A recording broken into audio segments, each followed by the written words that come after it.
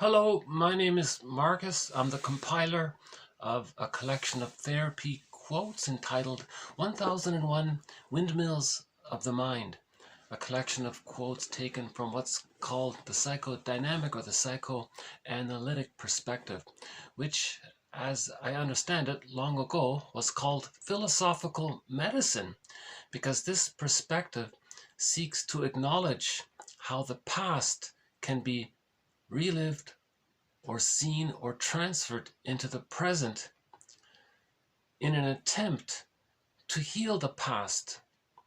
It's as if the child had some difficult relationship with their parents in the past. It's from the child's point of view, there's some emotional unfinished business because he feels some pain with the parents. But he's stuck there. He creates a template, a blueprint, a script, an internal working model, an internal theater. He's frozen in time around some difficult interaction with the parent. Now in the present, anything that,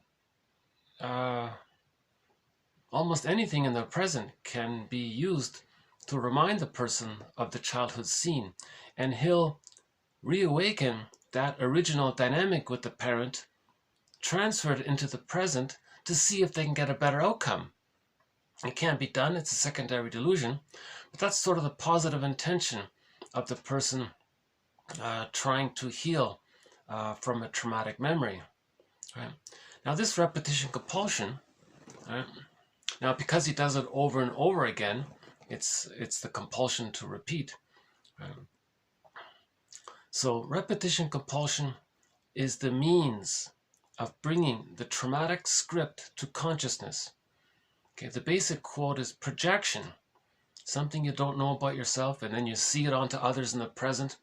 That's like creating a mirror. Projection is the means, this mirror, projection is the mirror or the means to bring repressed, unknown, forgotten, unperceived, unknown. It's the known unknown, to make it known, to make the unknown known. Projection is the means of bringing repressed material to consciousness. Right? Once we make it conscious, we have a kind of things make sense. We calm down because by making things conscious, we have the effect of being our own caring witness. When we can be our own caring witness, sometimes called self-empathy or self-compassion, then we transmute or transfigure the effect our childhood memories have on us. We don't change the past, but if we can lay the ghost to rest and they become ancestors, then we change the effect. So in other words, we're trying to heal the inner child. We're trying to heal the inner child of the past. Charles Berg says we want to unpick the threads of a traumatic script and use those threads to weave a new, healthier script. In the process, we have to be our own existential detective, meaning we have to identify what's called defense mechanisms. The baby engages in a variety of maneuvers of the mind or mental mechanisms. That's called defense mechanisms. Okay. The baby does these mental gymnastics to make the baby not aware of when the mother's misattuned, unavailable, absent, etc. It's too much pain there. It's called persecutory anxiety, abandonment depression, and so on. Massive anxiety, the child can't experience that. Right? The baby's enraged, he's terrified if the mother's on the phone too long. The baby has no concept of time.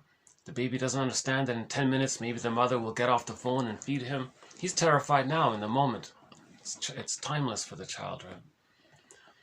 So if the child feels terrified, how does he deal with that pain? Well, he can deny it, repress it. Right? He can disassociate. But how does he feed with this rejecting, misattuned mother? He hallucinates that he's going to create a fantasy bond with a fantasy goddess, and then he can nurse with the rejecting mother. That's called splitting. So that's one of the defense mechanisms that the child engages in. It's called splitting, good breast, bad breast, and he thinks they're separate, and he denies one side. Now, when he denies one side, okay, that's repressed. When something's repressed, it gets projected, seen outward. So we want to heal the splits. So we have to look at things like splitting, what's called the moral defense, discussed in previous videos, projective identification, reaction formation, rationalizations, and a whole negative magic gesture, and a whole host of identification with the aggressor, this issue of symbiosis. So these are all areas where we need to be our own Columbo, as one person said, our own existential detective. Because from the pain, the child uses a defense mechanism to not be aware of the pain. So first we identify the defense mechanism, and then out of that, we assume or we hypothesize that there's some pain underneath it, and that's why the defense mechanism is being used. Right? So first you identify the defense mechanism. Oh, he's projecting, he's blaming, says these things about others. Well, that's a mirror for him to know what he doesn't want to be aware of about himself. So if he's aware of that, then he looks within, then he faces the anxiety around that. So first you call out the defense mechanism, and then the unconscious material can enter into consciousness. Right? So first we have to be our own existential detective and be our own and be compassionate, because in the process we forgive, that we say to our own inner child that we understand that when we were children that we adopted these maneuvers of the mind. We don't criticize the child for this or blame the child, obviously. We're trying to understand what happened. Now these defense mechanisms help the child to survive, but after the age of 3, they block his development. These emergency maneuvers of the mind, like splitting, projective identification, identification with the aggressor, the moral defense, reaction formation, negative magic gesture, and a few others. These maneuvers of the mind, these gymnastics of the mind, are only meant to be temporary maneuvers that the small baby adopts. If he's still using them because he's so scared and he keeps on using them, they block his development. Infantile defense mechanisms of the mind are meant to be existential hearsay by the age of 3. Something like prejudice, which comes from splitting, that's a sign that the child couldn't let go of those babyhood defense mechanisms. He can only let go of those babyhood defense mechanisms like infantile megalomania and primary narcissism, thinking it's all about him, prejudice, split. He can only let go of these if the love with the mother outweighs the pain with the mother. If the pain outweighs the love with the mother, the person still uses those defense mechanisms, and he's stuck like a broken record, like Sisyphus, doing it over and over again. Right? So the psychoanalytic perspective seeks to acknowledge that the person, what's called repetition compulsion, or the compulsion to repeat. Right? The positive intention of this repetition compulsion is that the person wants to redo it, relive it, rework it to get a better outcome. It can't be done because nobody in the present can be the breast mother. The person can't still try to get the love needs that he didn't get in the nursery. That nursery time is a one-time deal. That's a one-time event. Nobody can still try to get those needs met. Right? The attempt to do so leads to the narcissistic pattern and the greed, or the codependent pattern, and they're the hopeless romantic, never happy, or the hostile, provocative attachment style, always hurting others, thinking they're the victim, and they're stuck like that, and a few other patterns come from there. So just like when the baby's born out of the womb, that's a one-time deal. No one can rework that. No one can redo that birth canal experience and have a happier outcome. Likewise, for the first 3 years, that's a one-time deal. Yeah.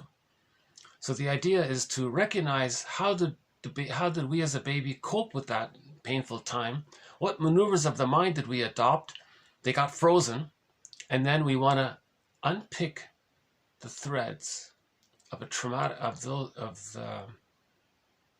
the script. Now the script means false beliefs, existential conclusions, yeah, false beliefs about ourselves, about others.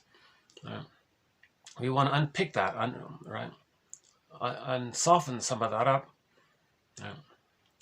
Because the present isn't the past, but the person is living in the past, in the present, but the present isn't the past.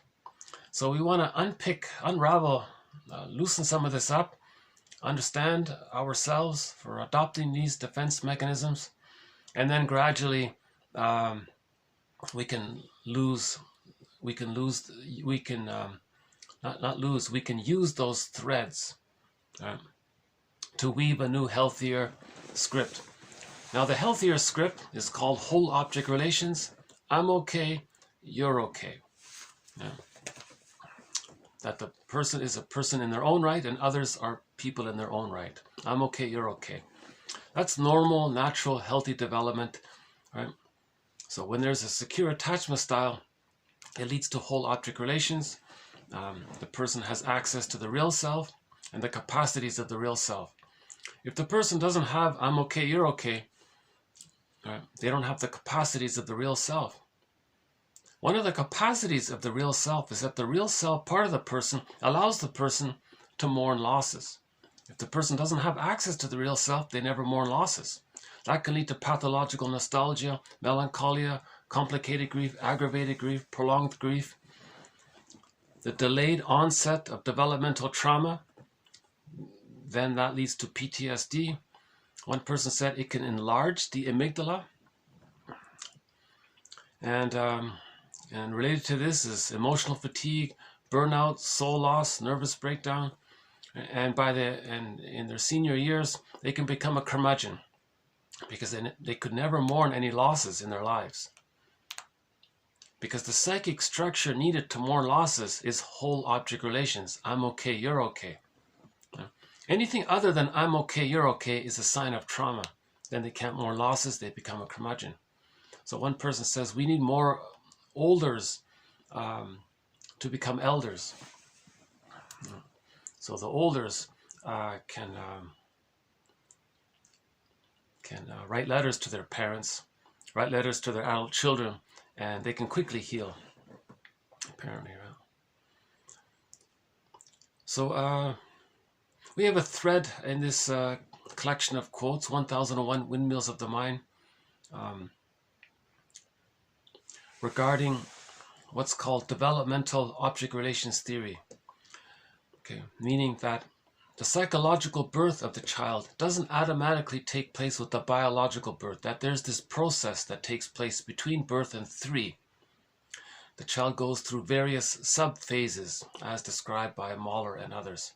The first sub-phase is the stage of social symbiosis or fusion or undifferentiation. The baby doesn't know where he ends and his mother begins. I like one author, he says it's a metaphorical, it's a psychological egg. It's an extended womb. Because humans come out too early, they need another womb, an extended womb, called the stage of social symbiosis. Now, if the baby doesn't get his symbiotic needs met, okay, then he'll go through life thinking that everything is about power and control, because he wants to force someone else to be the symbolic, symbiotic object. But it can't, again, like we said just a few minutes ago, it can't be done. No person in the present can be the breast mother and meet their symbiotic needs. So now that's a key thread in this series about symbiosis. Okay, so the baby in the womb was in a metaphorical symbiotic state with the mother. He totally depended on his mother completely for everything, yeah, which is understandable. Now, after birth, this continues in the stage of social symbiosis, meaning the mother has to automatically meet the baby's needs according to the baby's needs, not according to the mother's schedule, using the bottle in the schedule, making the baby cry, none of these things. The baby still has to think he's still in the womb. Yeah. So she has to be attuned. Now, to help the mother know how to be attuned, when barring special emergencies and exceptions and all that, When the baby's born, the baby's handed directly to the mother. The cord states, the placenta states, the baby starts nursing possibly right away. At the moment of biological birth, the mother produces lots of hormones to help the baby fuse, latch, bond securely to the mother, so he feels safe in the continuity of the womb life. Now, when this takes place, simultaneously, the mother, the theory is, gets in touch with her motherlinessness, her maternal, libidinal availability becomes available to her. In other words, the feeling of being a mother kicks in for her. The maternal instinct is available to her with the bond with the baby. Now the mother's attuned. There's going to be this rhythm, back and forth rhythm between the mother and the baby, and the mother is happy to meet the baby's needs, and they enjoy this pleasurable rhythm back and forth, and that preserves the continuity for the baby of that rhythmic flow that the baby experienced in the womb. It continues in the extended womb, and the mother, allowing the baby to form a secure attachment to her helps her to be able to be a mother, and in terms of meeting the baby's needs. So the mother is there to meet the baby's needs. The baby uses the mother as a symbiotic object, not the other way around. It's not meant to be that when the baby comes out, the mother says to the baby, "Oh, you can be present for me and you can respond to me," and the mother manipulates the baby to attend to her, and nothing like it shouldn't be reversed. The mother is the giver, the child is the recipient. The mother can't twist it so that she coerces or brainwashes the child to do what she wants all the time and make the baby dependent on her. That's called the Jocasta style of mothering. Another thread, very difficult thread in this series, what's called the Jocasta style of mothering.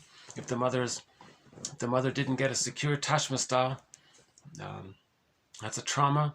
When there's trauma, there's repetition compulsion. If that mother has a baby, she may say to her mother in the mind, "Look, mother in the mind, you see this baby here? I'm going to show you how you didn't give me a secure attachment style. Through my behavior, I'm not going to give a secure attachment style to your grandchild because I want to show you how you didn't give me a secure attachment style." Okay, because she's still in battle with the mother in the mind. So she's angry at her mother in the mind, and she's trying to express her anger through her behavior with the fantasy that maybe the mother in the mind will change her ways and give her the love she needs to differentiate. So the basic thing is, babies need the love to leave the mother. If they don't get the love, they're stuck there and they're waiting in a catch-22 and they're angry. And that can lead to difficult personality patterns around that. So we have a whole thread that spells some of this out more clearly. I can never really cover the whole thing in one video. I think it would...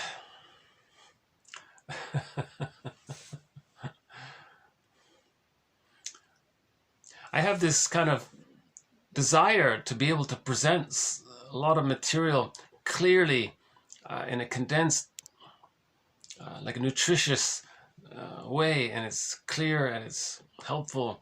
And so this is an ongoing process on my part on how to deliver this material in a way that's helpful, in a way that is clear and it's not too distracting. So that's my ongoing effort. In other words, we have a thread on Margaret Mahler's theory about the psychological birth, how the child has to go through various sub-phases. The first phase is from birth to 5 months, called that egg, the psychological egg. Now remember, if they don't get their egg needs met, they don't achieve the psychological birth, and they'll be very angry and provocative about that. Okay, the bully pattern is about trying to communicate that they didn't get their symbiotic needs and they want someone else to latch on. They want to latch on to someone else and force them to be a symbiotic object for them. At the same time, the person with they're angry at the other person, but they need them and they're stuck like this because the other person cannot be the breast mother. So that's why we have to mourn our losses, not still try to get our needs met. That's the problem. A lot of people are still trying to get their babyhood needs met. It can't be done. Greed cannot work. Right? It's insatiable. Joy Harjo. If you look up Joy Harjo, Harjo, she has a poem called Rabbit is Up to Tricks. It's insatiable. Right? Because the baby's concept of the breast is an inexhaustible flow of goodness. They never got that, so they're chasing it. So when they get something that's symbolic of goodness, it doesn't satiate because it's past that critical time. And they're still trying to get it, and they're trying harder and again, and it doesn't work. That's why greed is insatiable.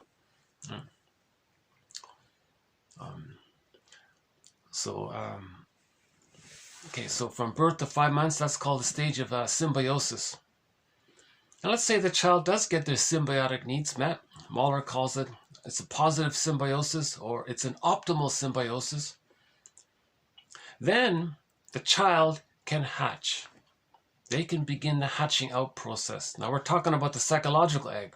They can begin to hatch out of the psychological egg toward the psychological birth. Again, key point, if they don't get the egg, the psychological egg, they don't get the psychological birth. And they'll be angry about that. Love and gratitude don't enter the psychological. They don't know who them, right? So they need the psychological egg. And so let's say the mother is good enough during that period. She's more loving than frustrating, more attuned than misattuned. The child feels safe enough to hatch out. Now this hatching out process is gradual. It takes 2.5 years. Unlike the biological birth, which takes place in 1 or 2 seconds or whatever, for the psychological birth, the hatching out takes over 2.5 years approximately. So when they begin to hatch out at 5 months, the earliest they say it can be 3 months, the latest is 7 months. Mahler says the average is 4 to 5 months. So let's just say 5 months roughly, the baby begins to hatch out of the egg. Okay, now he's starting the journey to whole object relations, or I'm okay, you're okay. And he has a sense of himself. Now he can only hatch out if he feels safe enough to hatch out. Right? When he feels safe enough and loved enough, he gets basic trust. Remember, every baby's born with original faith, original trust. If that's fed and preserved, he holds on to that love and trust to hatch out. If that's damaged there, he can't leave the egg because he never got the egg. No. So if he so let's say he's okay. He hatches out at 5 months. Then from 5 months to 18 months, that's another stage of development. The role of the mother is now more about mirroring. So the role of the mother in the beginning was to provide the extended womb, right? 5 months. From 5 months to 18 months, the role of the mother is to mirror the child, meaning when the child crawls around or plays with his toys and the child looks at his mother's eyes, the child sees that the mother is delighted and pleased and is happy and maybe proud and delighted to see the identity, the developing, emerging self emerge, that the child is a unique person. And the mother takes pleasure in seeing the uniqueness of this nature's greatest miracle. She protects and takes delight in this beautiful flower. It's a unique creature, right? The mother she's not disappointed. No, you got to be just like me. You got to take care of me. None of these kinds of things. The child has to see that the mother is okay with them becoming themselves. That's called the stage of mirroring. If the child looks at the mother and the mother's disappointed or punishes the child, what, you're going to be yourself and leave me, not need me? No, I'm not going to go along with that. And the mother gives a disapproving look towards the child. The child thinks, oh, you mean this is not right? I can't be myself? I'll lose mother's love if I be myself? So I have to sacrifice myself? So I just got to always try to please the mother to have her connection? There's a self-help book. The title of it is called, Do I Have to, the baby asks the mother at this stage, Mother, do I have to give up me to be loved by you? The author is Margaret Paul. Right? Mother, do I have to give up me, lose me, sacrifice me, lose who I am in order to be loved by you? That's a big question. Some mothers say, I'm sorry, kid. I don't want to be alone. I need you to comfort me. I need your presence. The mother might say to the kid unconsciously in her thoughts or whatever, I'm not happy in my life. You're all I have. I don't want you to be too independent, too autonomous, and then you're going to run off and leave me alone. So the child picks up some of this. So he loses himself in order to be, quote, loved by the mother. The child obviously needs mother's love, number one, for his survival. So he will sacrifice himself to please the mother. Sarno says they'll want to become a perfectionist and a goodist. It's called failed empathy. No child can perfectly mirror and please. So what's going on here is some mothers, when they get a child, another aspect of the Jocasta, back to that Jocasta, another form the Jocasta style of mothering takes is that when the mother has a baby, she says, at last.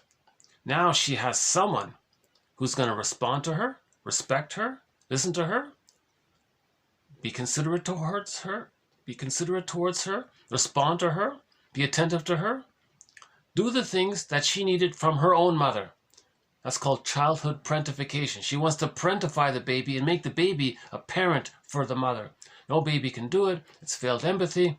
That's called the Jocasta style of mothering.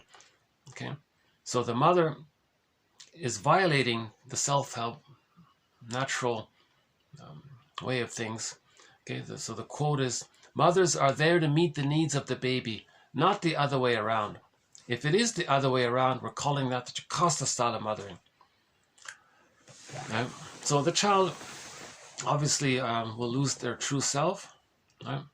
Now the image is in the myth of Persephone and Kor, right?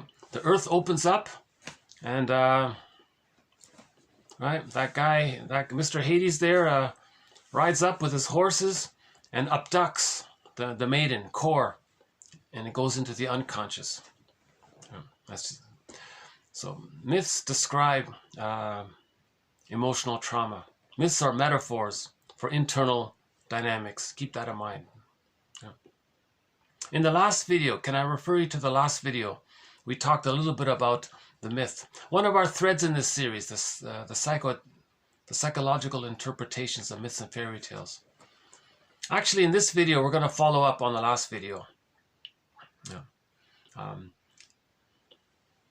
One gruesome image is that when a child's needs go unmet and he loses his feelings, is the front, I don't have it here at this moment, but the front cover of Merriam Woodman's book called The Ravaged Bridegroom. You see a hand from the earth yanking down the princess to the ground. Right? That's a metaphor for repression. The child loses his feelings. Then the person has to go and search for the feelings. Right? So Demeter, when she lost her daughter, she was in a panic and she had to find his daughter, right? And went on this journey to find. And we played that, and we'll play it again today in the Mi'kmaq myth or fairy tale. The princess was missing. The land was barren. The protagonist, Glooskap, had to go on this journey. It's an inward journey to find his feelings and bring her back. Right? So when we lose our feelings,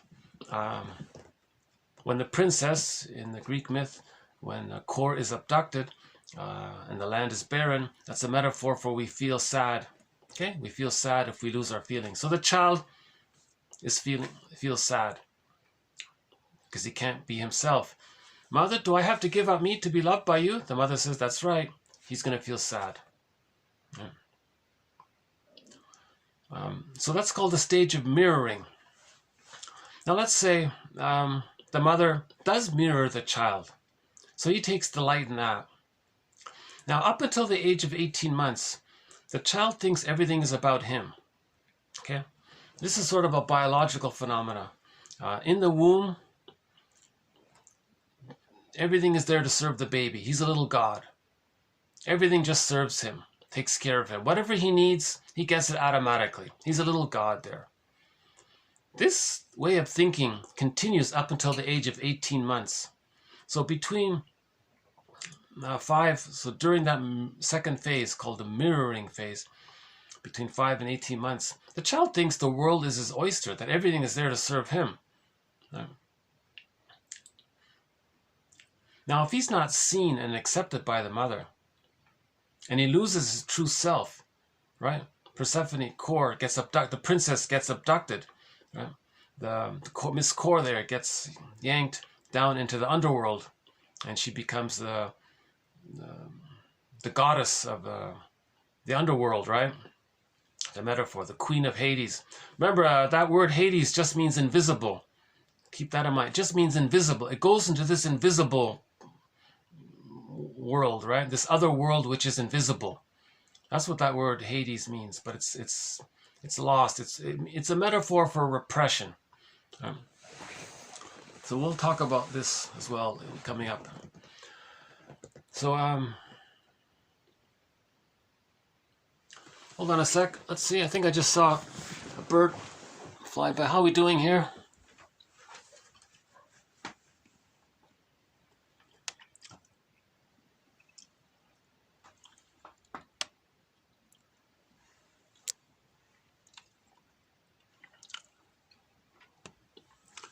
Yeah, minus 10, I think.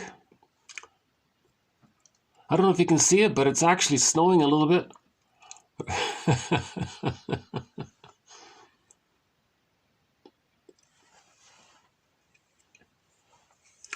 Yeah, with the wind chill, maybe minus 20 or something.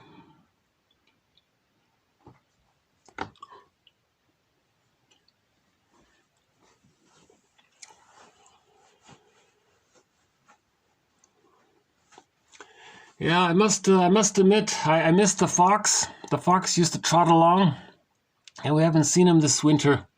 That's quite a pity. It's always fun to see him trot along. And the blue jays haven't come around, and the eagle hasn't come. Yeah, it's a little barren. Okay.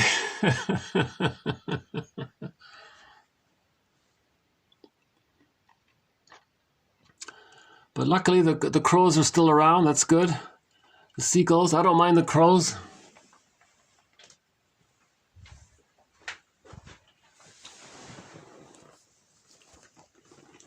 You know, talking about this thread that we have in this collection, 1001 Windmills of the Mind, one of the key threads is giving psychological interpretations of myths and fairy tales. I personally find that a lot of work on my part, because I'm learning as I go.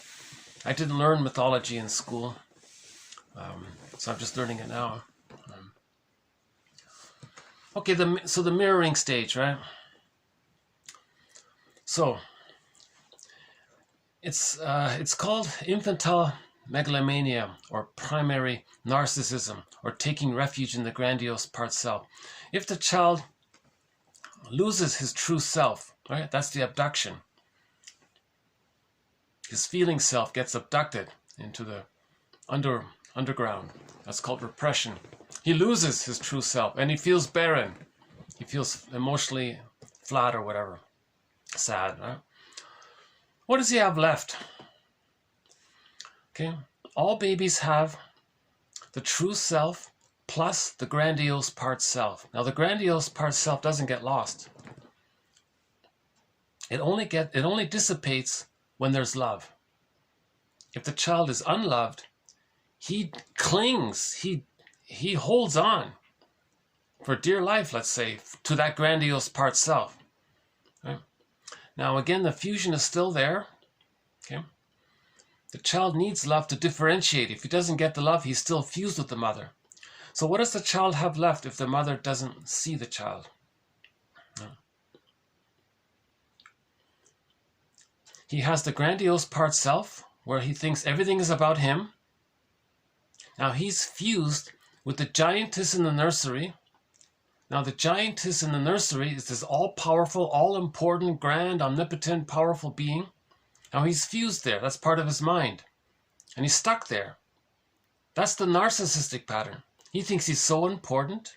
That's the grandiose part self. And everything is about him. That's the grandiose part self. Okay. And he's stuck there.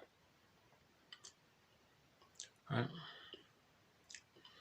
So that's a consequence of, that's called relational trauma, developmental trauma. He wasn't seen. So he had to still hold on to the grandiose part self, the infantile megalomania. Now you can observe this through a lot of negative humor, a lot of put down humor, shaming humor, humiliating humor, sardonic humor, black humor, a lot of this hurtful humor.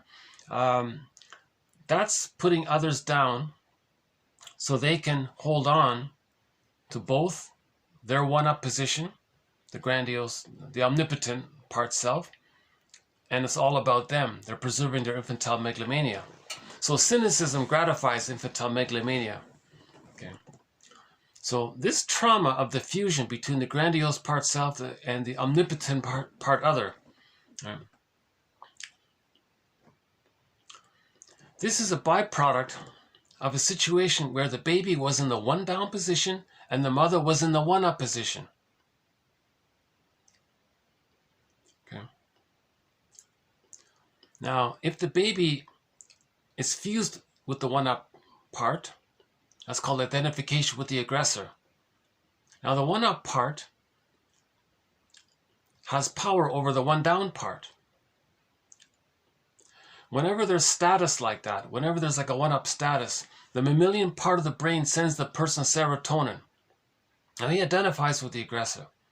Now the baby's trauma, he was in the one-down position. When he lost his true self, right, with the abduction of Kor, right, the loss of the princess, the maiden, the fair maiden, that's painful. So he's stressed there. Now the mother got some benefit from the child's presence. So she feels safer by the child's presence because the child is a parent for the mother. So she feels safer by the child's presence. The child is handling, digesting, dealing with her anger or whatever. So she gets some serotonin. The mother has the power over the child. The mother's using the child, exploiting the child. She's one up over it. So she feels safe by that. So she gets serotonin. Now the baby can't handle this situation. He identifies with the aggressor. In later life, he's going to be negative towards others to communicate that when he was a baby, his mother was negative towards him. And he's stuck like that, like Sisyphus. He's going to do to others what his mother did to him to communicate what his mother did to him because he's trying to express his anger to his mother in the mind. It's as if he's saying to his mother in the mind, look, mother in the mind, you see this other person, the safe, non-threatening substitute other person out there? Well, I'm going to see my safe, unloved innocence onto them. And I'm going to be hurtful to that other person who's standing in for my innocence to show you what you did to me. Because when I was a child, I was innocent, and you rejected me. Now I'm going to see my innocence onto others, be negative towards them, because I want to show you what you did to me. So this is called a negative magic gesture. The person is trying to express their anger at the mother in the mind through their behavior with the hope that the mother will change her ways, provide the baby the love they need. But it's not going to happen. Because it doesn't happen, it's a compulsion to repeat. He's going to do it over and over. He's going to, like Sisyphus, he's going to do it again and again, and it's going to become stuck like that, and it becomes a curmudgeon late in life. It doesn't change. No matter how many times he belittles others, the mother in the mind is not going to apologize for what she did to him. She's not going to get it. Because who's he talking to? He's talking to a memory of his mother. So a negative memory is a phantom or a ghost. The ghost can't physically do anything, right? The ghost is not going to fly out of the person's mind, travel to where the mother is, make the mother realize what happened. She has a huge revelation. She picks up the phone and apologizes. The person feels, that's not, nor are they going to travel back in a time machine and redo the nursery scene and redo the birth and redo the breastfeeding, redo the whole 3 years. It's not going to happen. Yeah.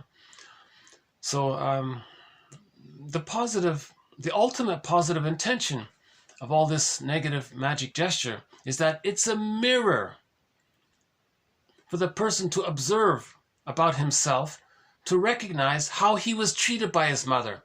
How he is treating others is a communication for him to himself to be aware of how he was treated by his mother. He's meant to see how he was treated by his mother through his behavior towards others. His negativity towards others is him trying to make himself aware of the memory that he couldn't formulate or metabolize, that his mother was negative towards him. So we could argue that he's trying to talk to himself. He's trying to get himself to be aware. There's this innate drive for healing. There's this constant push to heal. So this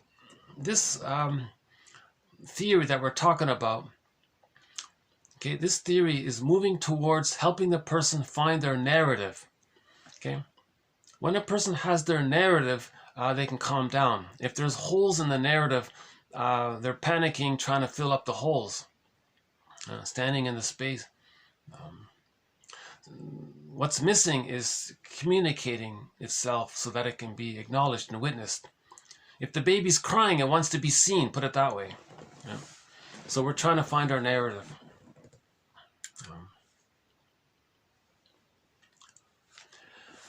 I'm on this quest to find out the best way to describe some of this material, because I have a concept of the theory that's it's reasonably clear in my mind. I'm still struggling for the right sentences to describe it. So a huge piece of this is what's called negative magic gesture by Edmund Burglar, one of our mentors, Edmund Burglar. He describes a thing called negative magic gesture. Doing to others to communicate that when you were a child, that those things that you're doing to others is what your mother did to you and you didn't like it.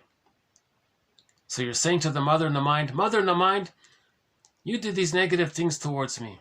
I was innocent and you hurt me. Now I'm going to find a substitute other person out there who's innocent. And I'm going to do to them what you did to me to show you what you did to me. It's called a negative magic gesture, and he's stuck like this. Yeah? So repetition compulsion is the means of bringing the traumatic script to consciousness.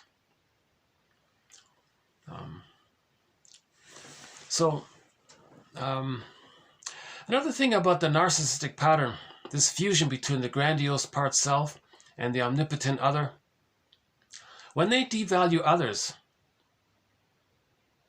they feel at the same time that the other, whom they just hurt, in their hallucination, they think that this other person just hurt them because they re-triggered how the mother hurt them.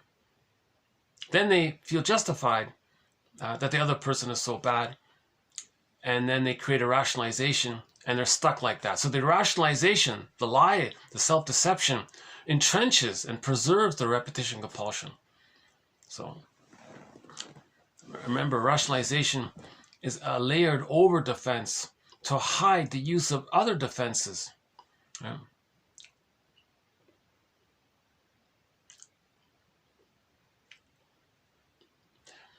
You know, one thing people with the narcissistic pattern do is, if they hurt the other, and the other says, I don't like it that you're doing this. So the aggressor will say, I don't like what you're doing to me. What's he doing to you? So he co-opted what the victim said because he thinks he's the victim. When he's the aggressor, he thinks he's the victim because of the fusion, the self.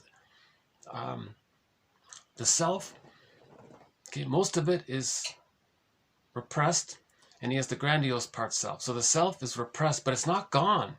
It's still there, right? The child who is unloved, he still has the memory of it. He can't disappear. He can't get rid of that memory. He has to heal the memory, not try to get rid of it. Right? Scapegoating doesn't work. Negative magic gesture doesn't work. Projection doesn't work. None of these things work. The only positive intention about these things is that they create a mirror for the person to become aware of how they were treated by their mothers, to put it bluntly. Yeah. So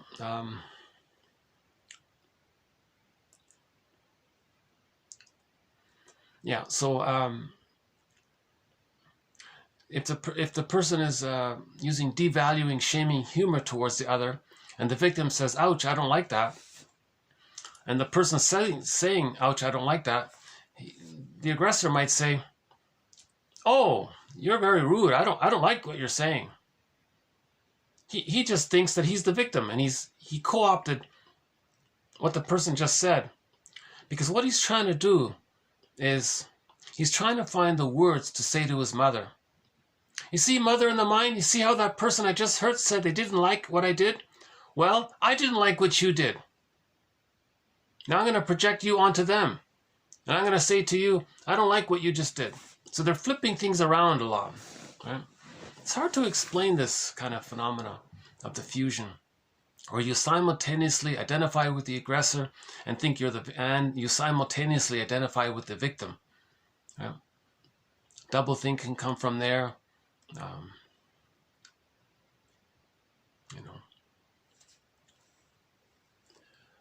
I'd like to learn more. Yeah. So we'll see if we can follow up on this idea about diffusion there. Let's say that. So let's go back to that second stage of the mirroring stage. Let's say the child was seen. Then the primary narcissism dissipates. He has an I. He has a differentiation. The mother's a person. He's a person. Okay, he's much closer to that. Now, what he needs between 18 months and 36 months is safe play with the mother, called improv. It's called communicative matching. So he's going to further reach the psychological birth. Now he's exploring further. He's doing things more on his own. Is the mother still okay with it? Can she now add her knowledge to support the child becoming himself? Is she going to really be okay with the psychological birth of the child? Is she really going to be okay with it? That's what the child needs. That's the question. So if the child draws a painting, look, Dad, look what I drew, and cool, I love it. You know, can I show you some cool stuff too? Oh yeah, and he shares what he knows. Not too much, not too little. That's appropriate. And the child gets the message. Oh my God, I think my parents, they support me becoming myself. This is awesome. And they're very enthusiastic to find themselves, to reach the psychological birth. Right? So this is called the rapprochement subphase. Right? So during the rapprochement subphase, they're going to be more on their own, but they return for emotional refueling. They want to check. Really? Are you okay, Mom and Dad, that I become myself? You see, I just learned how to do this thing. I just learned how to build this little thing here. Is it right? I can show you some cool things about that. Really? And he shows them some additional things. Oh my God, the parents are okay with this. Right? The mother's okay with this. So at the age of 36 months, they achieve the psychological birth, meaning they have a consolidation of a sense of self. They have the memories within them. It's called the internalized holding object or the internalized good object. It's a part of him. Yeah. With this inner support, they have the ontological self. They have the I now. The life force that was connected to the mother, much more of it can be invested in the self-representation. And when he has enough of that self-representation, Bly calls it getting the key out from under mother's pillow, then he has access to the real self. That's the treasure. When he gets the key out from under mother's pillow, he opens the cage and gets the golden ball, and he has access to the real self. Now, the real self has a variety of capacities. The real self allows the person aliveness of affect. So the person can feel joy, the serene, inexhaustible fullness of being. Whatever emotions to enjoy the present, curiosity, interest, in relation, affection is there, love and gratitude's there. If he makes a mistake, he'll make reparations and repair it. He can apologize, he can admit it. He has ontological, he has a sense of himself. He has the I, he has the ontological self.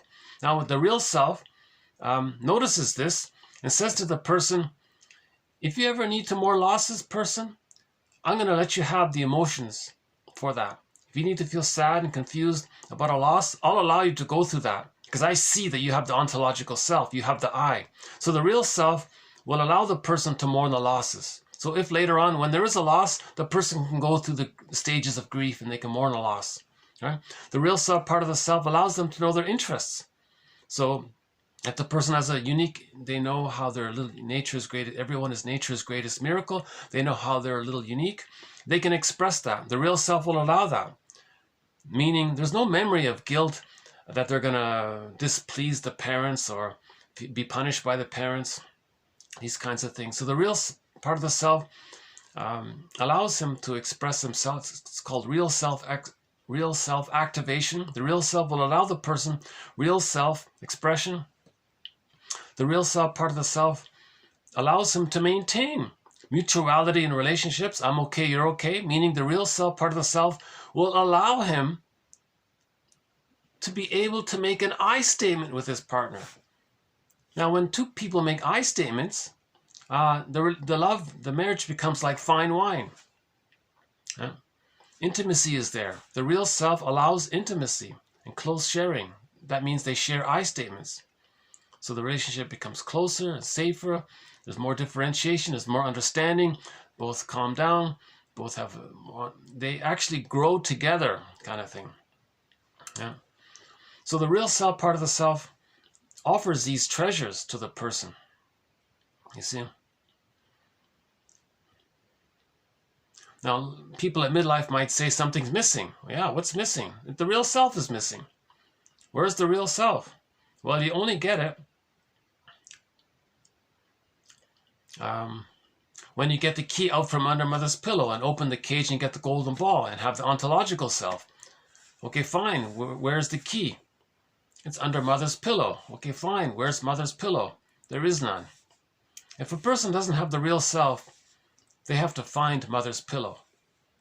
That's a symbol for seeing both sides of the mother, honestly, that she was partly frustrating and partly loving. If you can do that, you get the key. If you can't do it, that means you're using splitting. The use of splitting and prejudice and projection and all this, that means the pain with the mother far outweighed the love with the mother. That's why the splitting is still being used. And when they're splitting, one side is rejected. So there's no image of the pillow. So the pillow is a circle, a symbol of wholeness. There's no concept of the mother as a whole person. The baby thinks the mother's either a goddess or a demon, and he accepts one and denies the other. They're not. He can't have both. It's either or thinking, all or nothing thinking. Black and white thinking comes from there, the splitting. So we have to heal the splits. So the journey is to heal the splits. So we have to forgive the mother, understand her, recognize that the mother may have been trapped, stuck, caught in her repetition compulsion. She's trapped in her existential dilemma. The mother, maybe she was betrayed. Maybe she had prenatal distress syndrome, birth trauma, perinatal trauma, medical procedures, trauma at the dentist's office, trauma getting their tonsils out, forced relocation. Maybe there was trauma in the environment, school shock, with the siblings in the neighborhood or something. So we have to recognize that maybe the mother couldn't offer it. Of course, we consider that had the mother been loved herself, she would have, if she could have, naturally, right?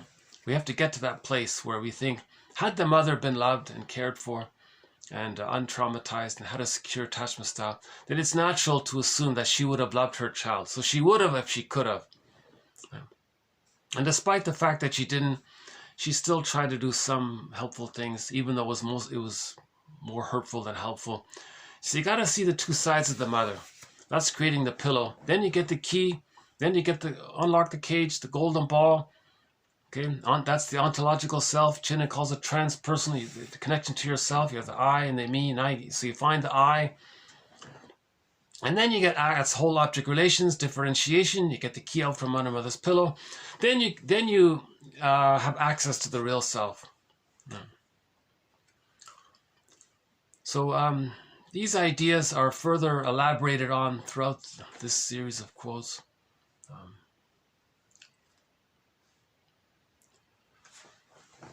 I need to figure out why I'm constantly trying to present so much material, because in my effort to explain so much, I'm not really getting, I feel like why am I so eager to try to clarify so much material in such a condensed way? I'm trying to present a high protein, nutritious bar here, you know, like a chocolate bar or whatever, or some protein bar or something. And it's all in crumbles. Sorry for delivering the protein bar in so many crumbles. Hold on a sec. Let's see. Just give my arm a little rest here for a sec.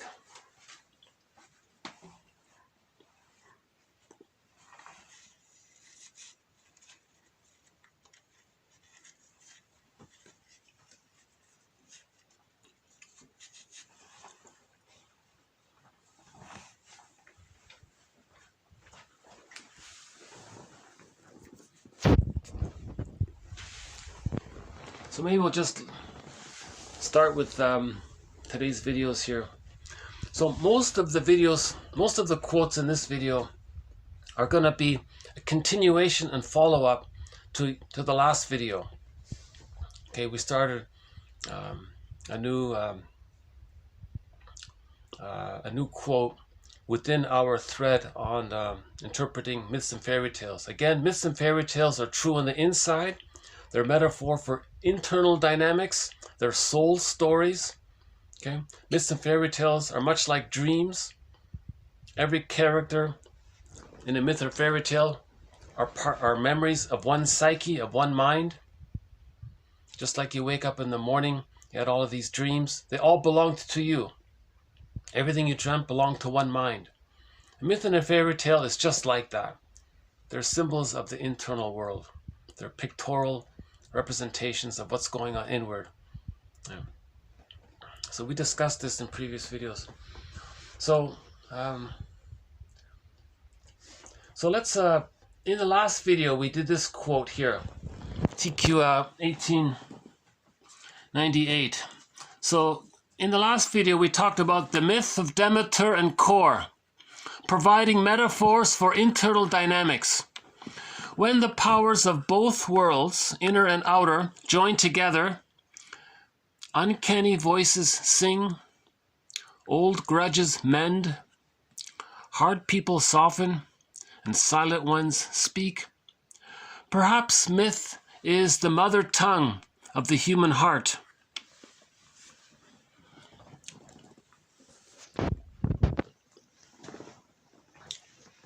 So again, Demeter. Okay, so she's the, what is she, the goddess of fertility or something? And she was in the field there with her daughter. The daughter's name was Core, but it's not really a name, it just means maiden. So she has no identity.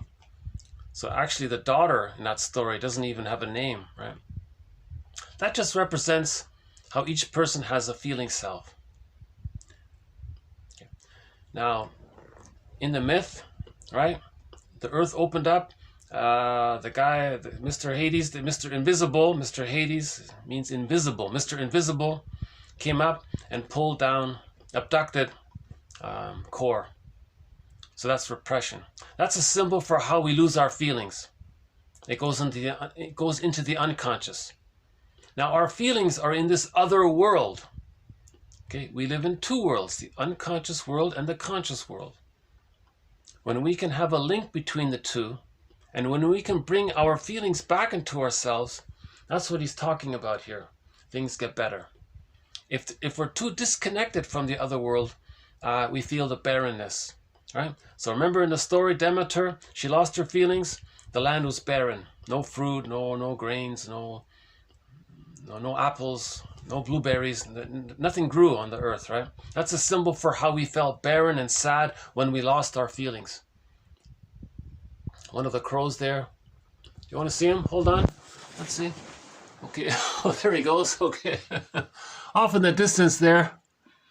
I don't know if you can see him. Just flapping along. One lonely crow. Okay. There he goes.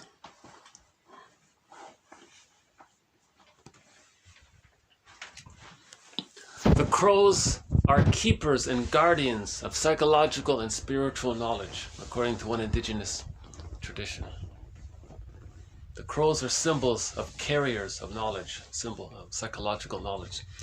So the crow is one of the companion animals in this series, along with the blue jay, the fox, the seal, the heron, and the mosquito, and a couple of others. The Canada goose.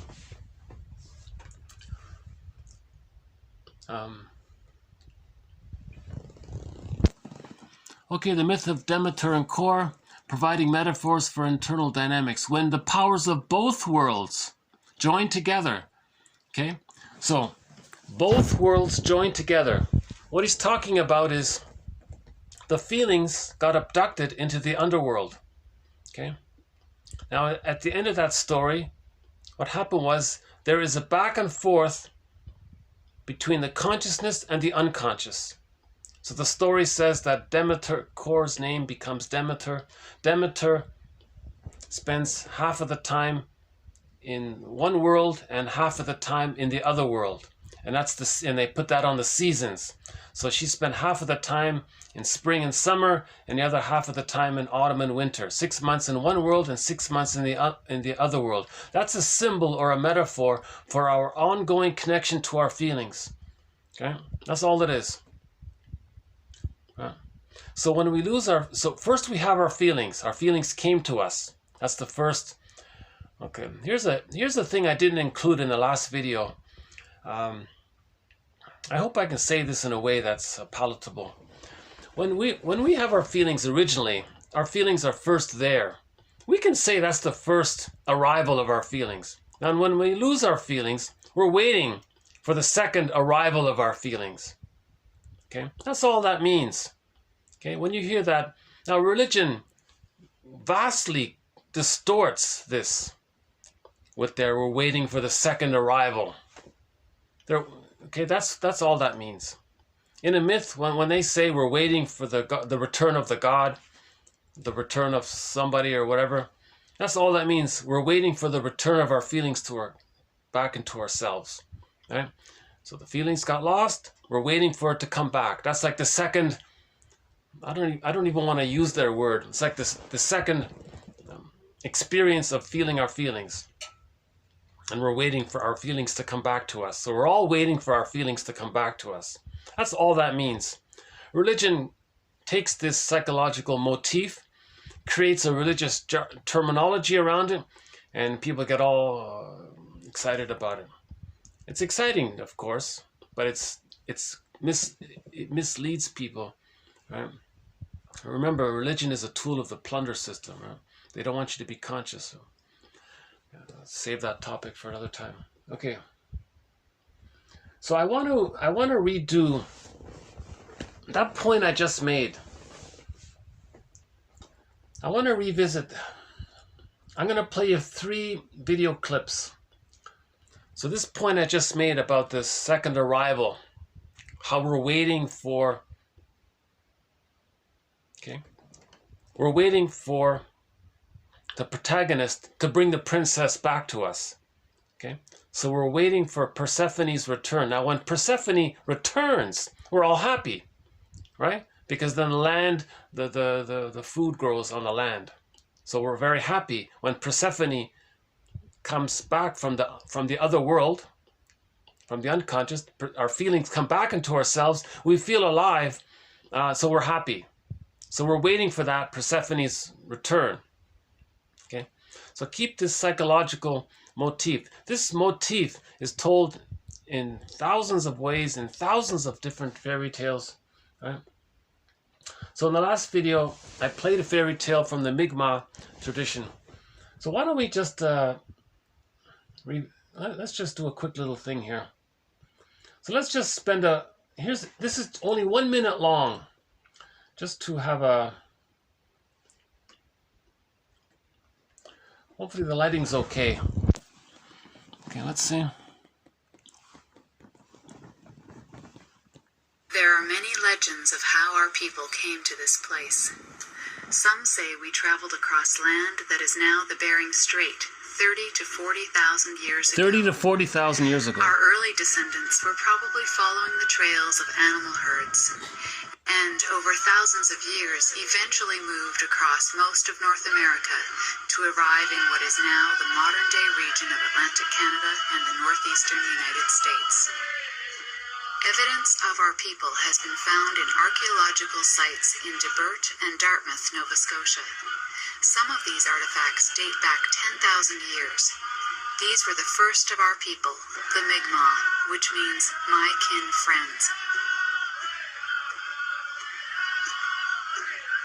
Through the years, through climate change, through disease, through European introduction and conflict, and later through the evolution of Canadian history, we have survived and thrived together, forever calling this region our home.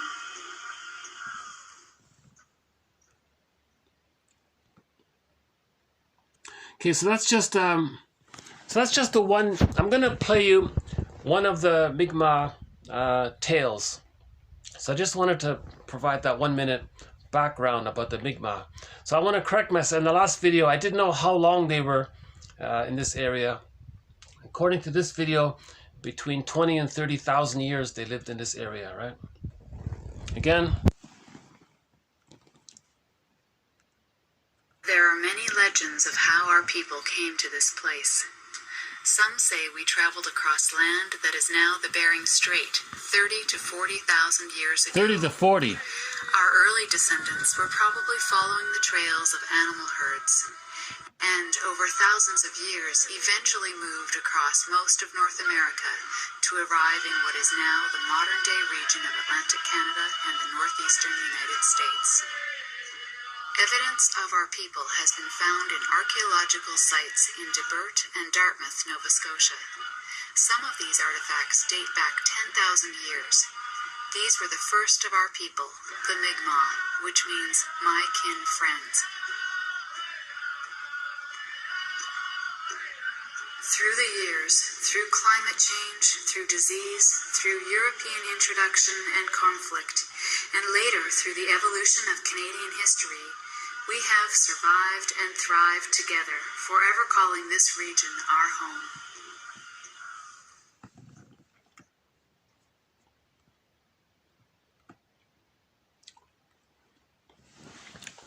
Okay, so that's a bit about the Mi'kmaq. So let's play one of their stories. So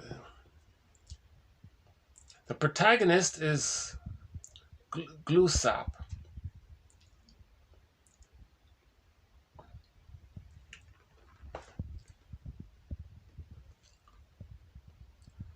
Okay, so this is about 13 minutes long.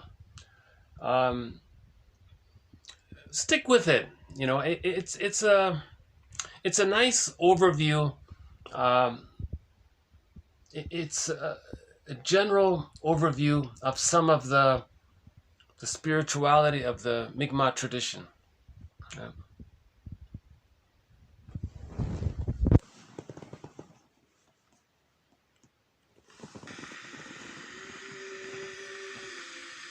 Once upon a time, so the Micmac Indians tell us, their god, Glooskap, came to live among them in Acadia, now Nova Scotia.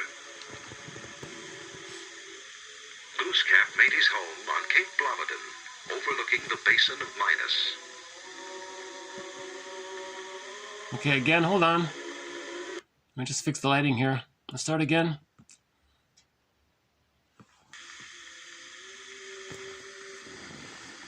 Once upon a time, so the Micmac Indians tell us, Mi'kmaq. their god, Glooskap, came to live among them in Acadia, now Nova Scotia. Glooskap made his home on Cape Blomidon, overlooking the basin of Minas.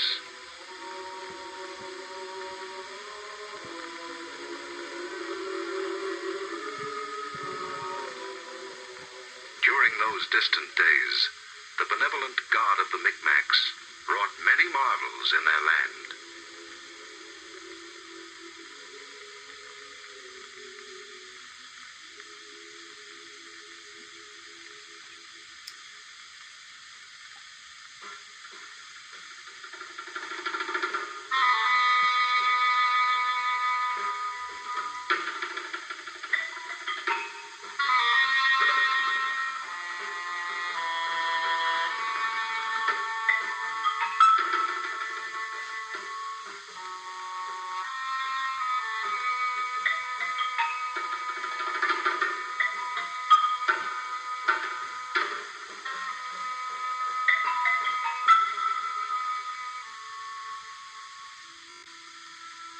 Mysteriously, out of the west, Glooskap came to Acadia, the land of the sunrise, to his Micmac people, the children of light.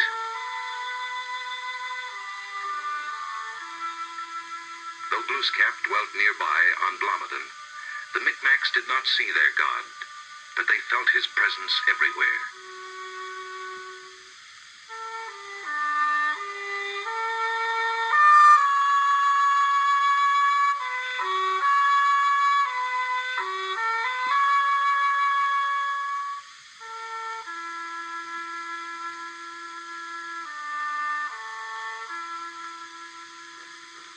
His voice was the wind.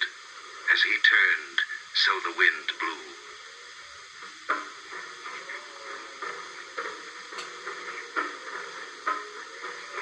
His anger was the thunder and the raging waves.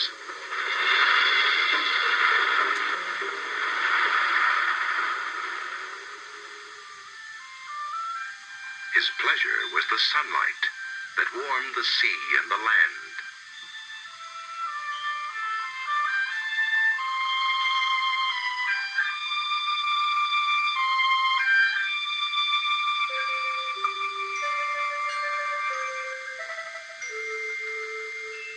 And when Glooskap slept, each flower and leaf stood still.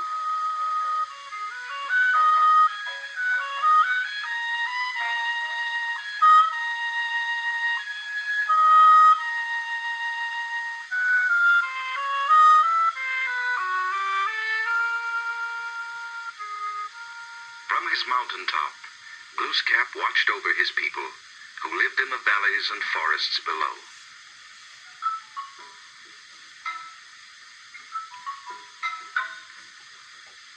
He opened to them the wild plant sorcery of dyes and medicines.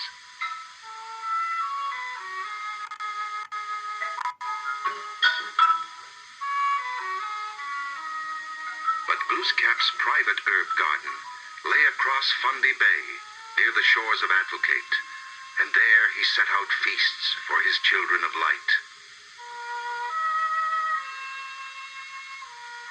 On Cape Blomidon, Nugamy, his grandmother, and Martin, his servant, looked after Glooskap's needs. As they quenched their campfires, mists rose from the Fundy seas. Two loons were Glooskap's faithful messengers. In those wonderful days of long ago, he counted all animals as his friends.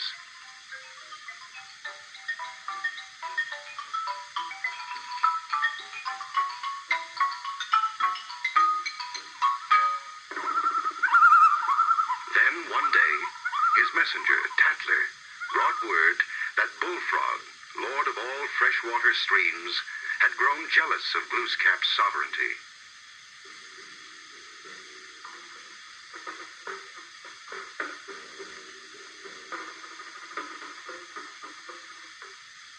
Bullfrog willed that all the streams from which the Micmac people drew their water should run dry.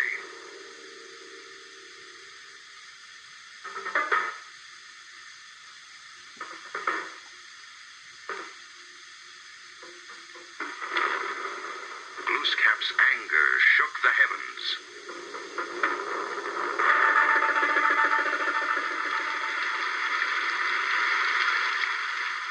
Rain fell.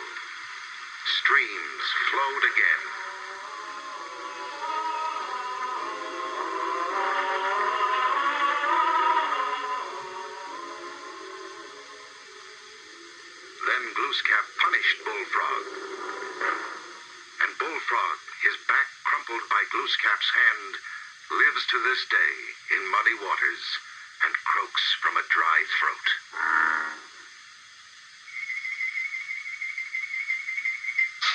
Then Beaver became insolent and mischievous and taunted Glooskap's people. Again, Glooskap's voice rose with the wind.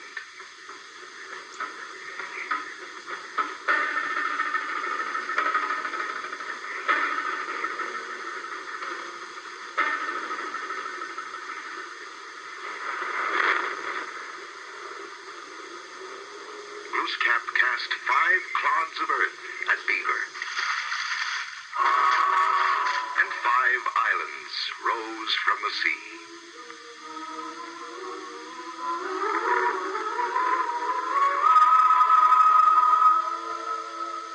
The islands took on grotesque, beautiful shapes, and seabirds claimed them for their own.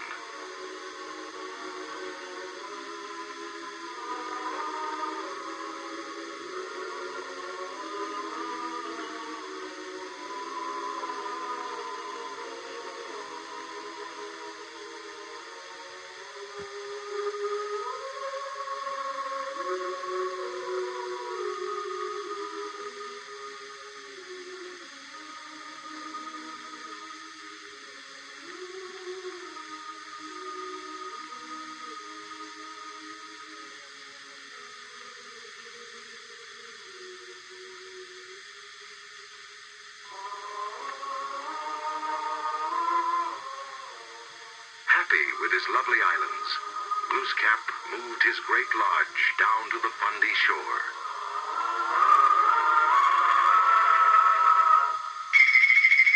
But Beaver, the troublemaker, retreated down the bay and built a monstrous dam.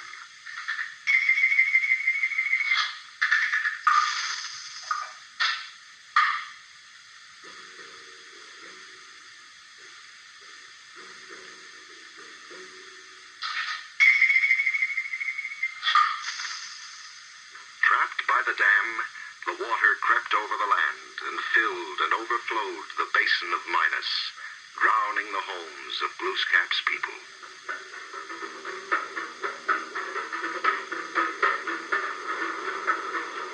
In fury, Glooskap gathered all his power to break the dam.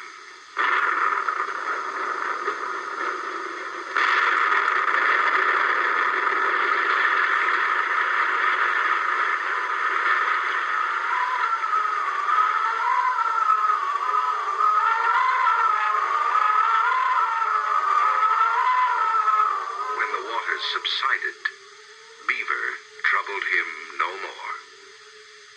And so Cape Split came to be. Part of the cape was pushed out into the bay.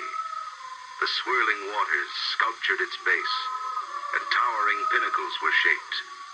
Such was the magic of Glooskap's hand.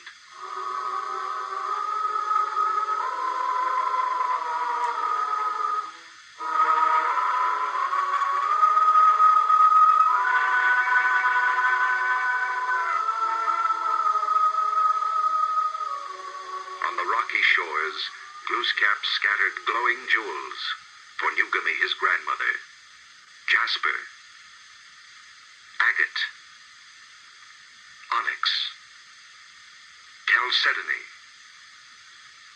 and amethyst. Amethyst, the eye of Glooskap.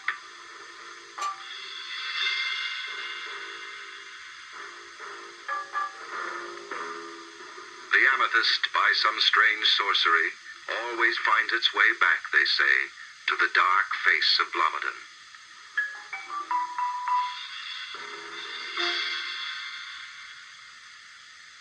Time passed.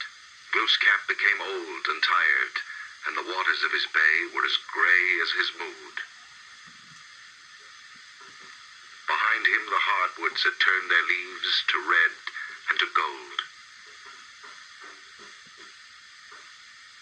As the bright leaves fluttered to the ground, Glooskap waved his magic wand, and they became birds. For For the first time, his Micmac people saw the beauty and heard the song of land birds.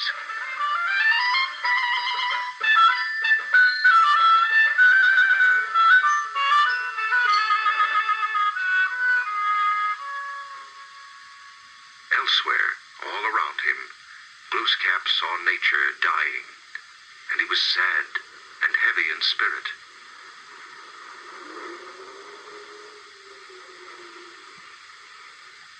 He looked over the somber waters, and as shadows darkened the sunlit beaches, he heard from afar his messengers warn of the coming of the pale-face warriors.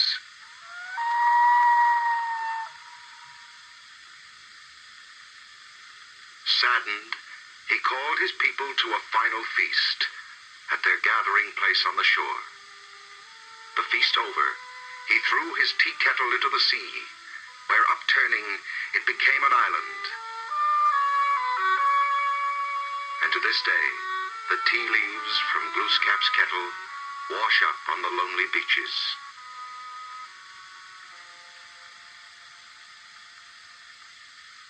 As the evening closed in, Glooskap spoke to his children of light. He said he must leave them, but that one day he would come again. Wistfully he looked over the water, and at the magic and mighty works of his hand that had made the Micmac land most beautiful.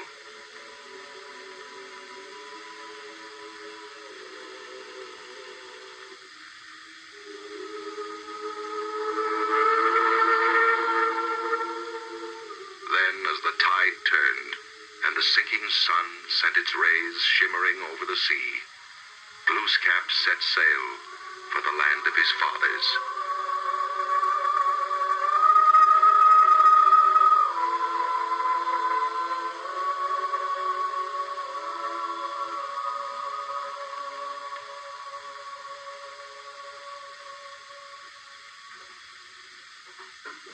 But when the wind whistles and the thunder rolls, the Micmac people hear the voice of Glooskap, their god, and know in their hearts that someday he will return to the land of the sunrise.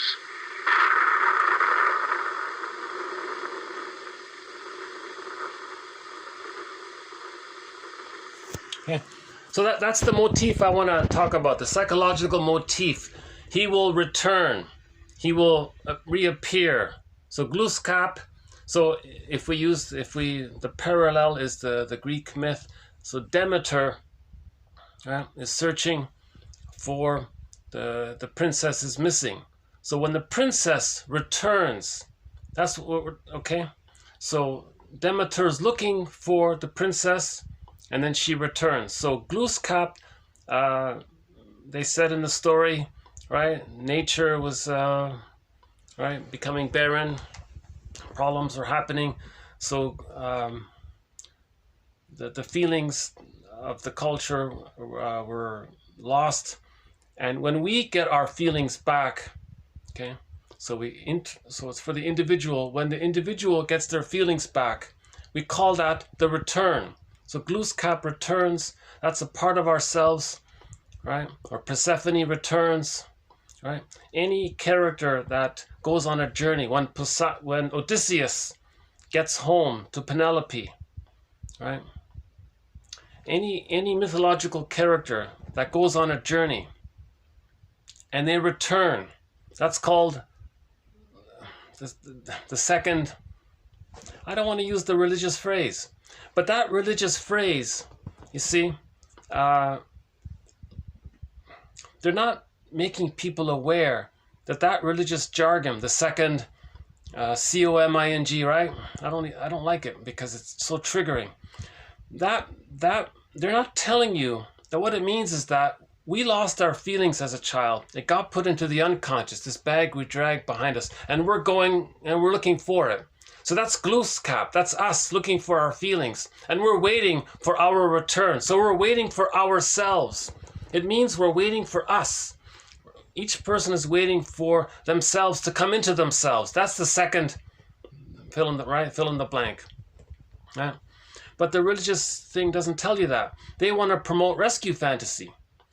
So they co-opt that, say, oh, just promote rescue fantasy. You're going to be that's the fantasy bond to the good mother, to make you not aware that maybe the mother was emotionally unavailable. Don't face that.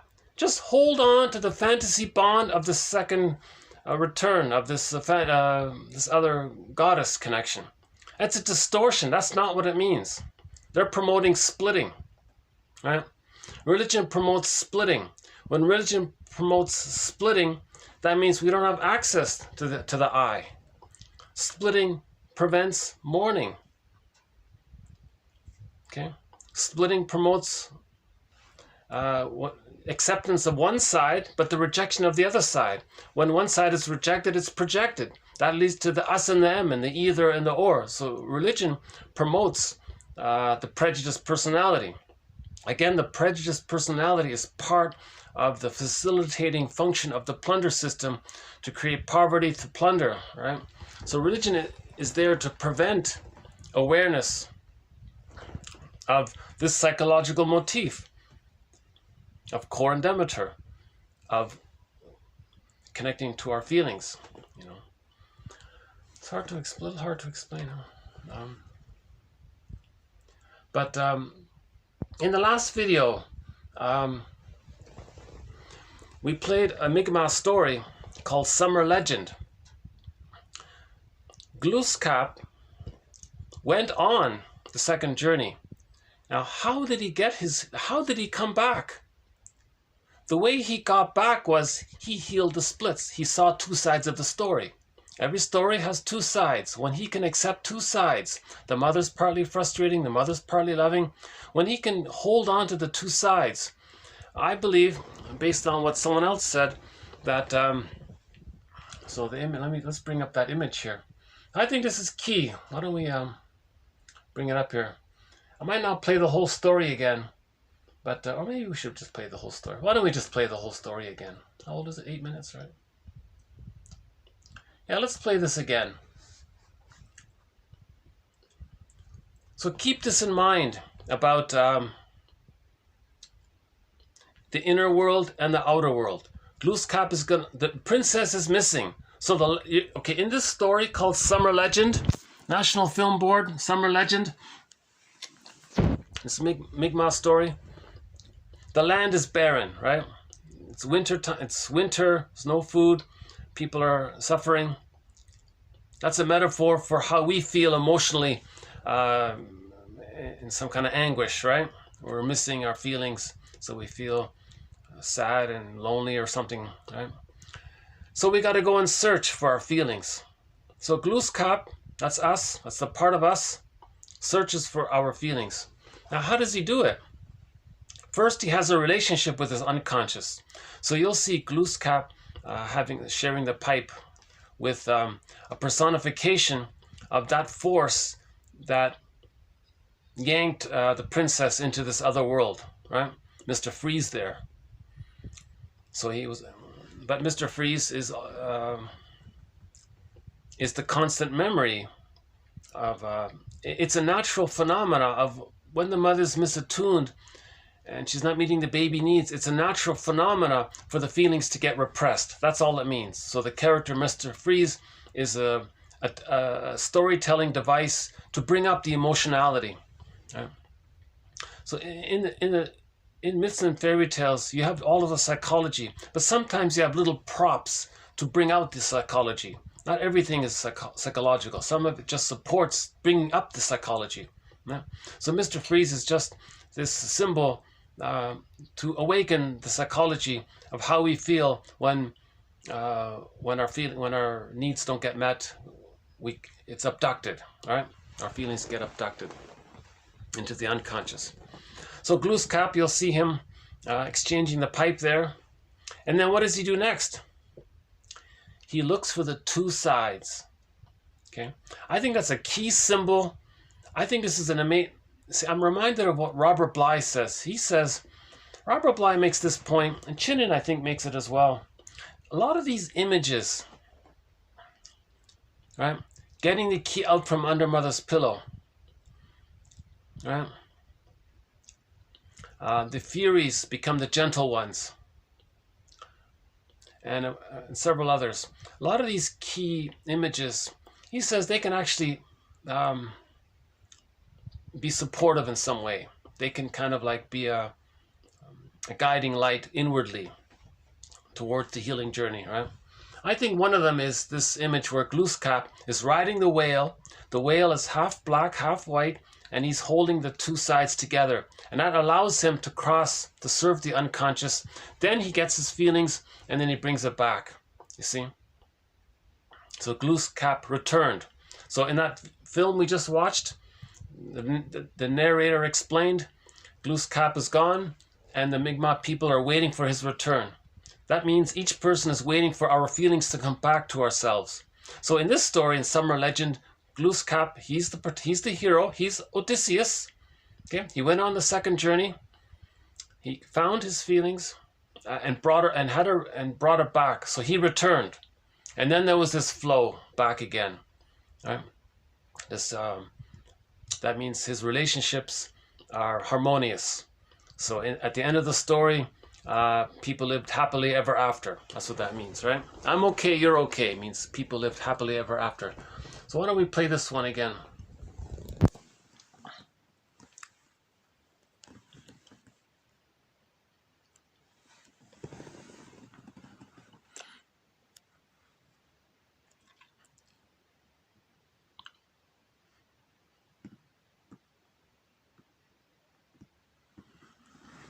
No, stuck. Hold on.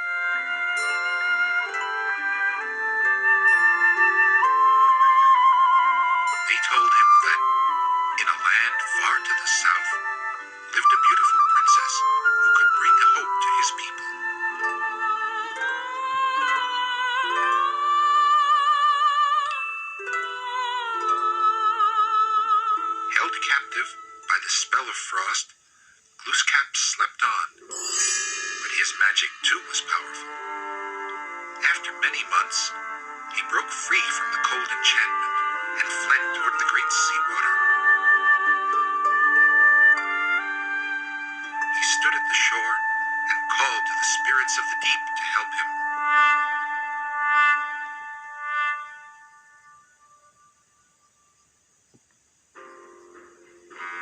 Soon a great whale appeared.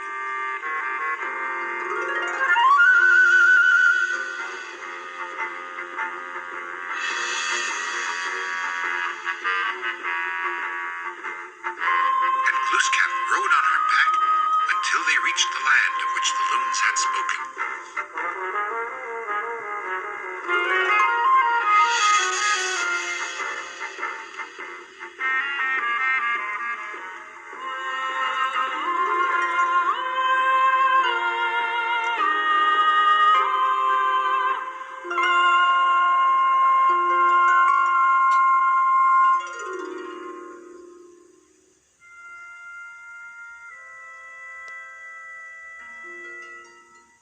Here the grass was soft and green.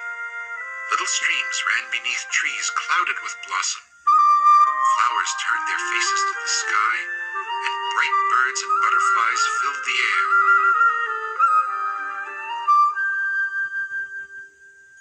There was a sound of music.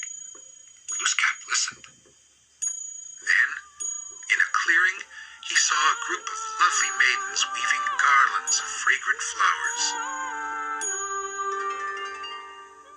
In their midst stood a girl of such perfect beauty that Glooskap knew his search had ended.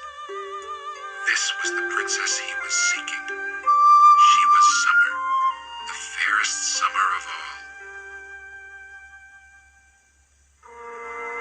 Just then, the loons flew over the clearing, and the maidens turned to watch the strange birds.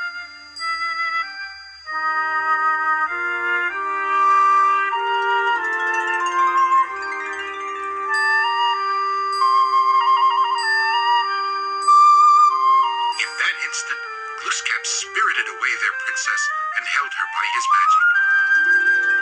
He carried Summer so lightly that he skimmed the treetops as he set out for the north again.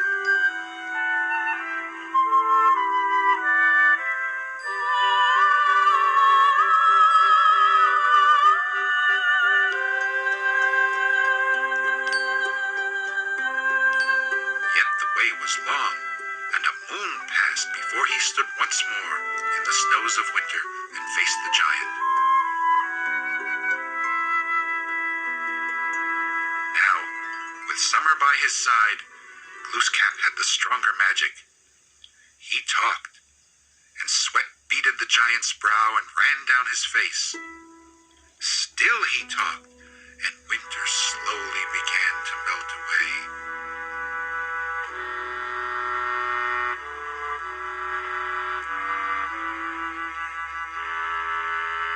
"Stop!"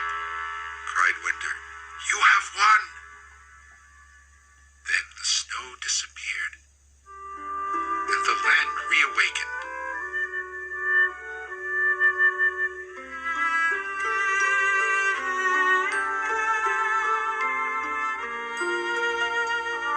Glooskap said to the princess, "Your coming brings joy to my people. They welcome you and beg you to stay. When 6 moons have passed, you may return for a season to your home in the south. Then winter may visit us like a brother, as once he did."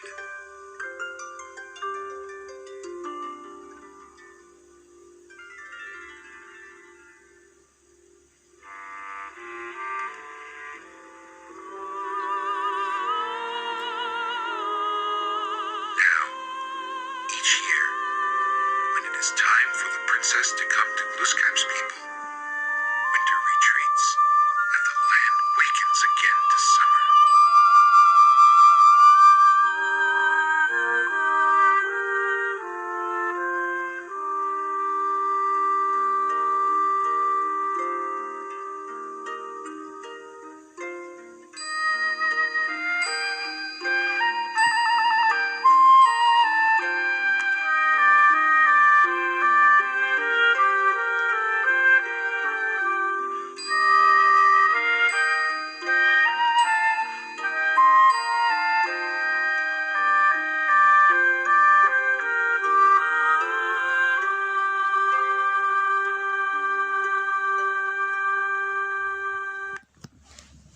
Okay, see, Mr. Frost there, he became a brother in the end. That means we have an accepting relationship with our unconscious. And the princess traveled back and forth. 6 months in consciousness, 6 months in unconsciousness. That's a symbol for this ongoing connection with the brother within. Right? In the story of Corn Peneth, in the story with Demeter, okay, that Hades character, meaning invisible. Mr. Frost, invisible. Hades, invisible. This other world is invisible. Mr. Invisible. Okay. Now, he was the brother for Demeter. The brother, you see. And in that story here, Summer Legend, they said that her coming brought peace and happiness to the people. That was the second coming. That was I hate that phrase. So, in the beginning of the story, remember the people, they were suffering, right? Glooskap went away to find the feelings. They were waiting for Glooskap to come. That's like the second arrival. That's a symbol, okay? Everything in a myth and a fairy tale, they describe emotionality, okay? It's a symbol for the emotionality of the second return of our feelings to ourselves. Every baby has the first arrival of their feelings. They lose it, then they're waiting for the return of it. That's what the second journey is called. Okay, so Chinen specializes this in his 4 books. He discusses this issue in his 4 books: Once Upon a Midlife, In the Ever After, Beyond the Hero, and Beyond the Princess, or Waking the World. And the Iron John story, and Merriam Woodman, and all of the people that offer psychoanalytic interpretations of myths and fairy tales. That's a very good story, the Summer Legend. And there was that scene there where he was riding the whale, you see. I like that one because this means accepting the 2 sides, you see. You see, he's holding on to the fin there, right? The whale is the 2 sides, and he's holding on to the 2 sides. Woodman called this holding the tension of the opposites. He can accept both sides. So I think this is a powerful symbol right here. Right? Glooskap riding the whale. Okay? That's a metaphor for how we see 2 sides of the story. And we can accept that. We can hold it. It's just like he's holding the fin there. We can hold the 2 sides. You see? When we hold the 2 sides, just like Glooskap holding the fin there of the whale, and the whale is supporting him, that's a powerful symbol, I believe, for healing the splits. You see? Once we hold the 2 sides, then we get the princess back. We get our feelings back. You see? That's the key there. This is the middle part. We need to hold the 2 sides of the story. You see? I think we should add, personally, I think this can be added to the Robert Bly's theory about symbols that help us heal. So when people talk about how symbols can help us heal, I think this is a symbol that can help us heal. Right? The reminder, the ongoing reminder, because it's with you, this image, it's with you. Oh yeah, hold, what are the 2 sides? So you keep it, there should be a poster of this. Maybe everybody should have a poster of something like this, you know? And it might say, you know, there are 2 sides to every story. Always search for the other side of the story, and then you'll be healed. Right?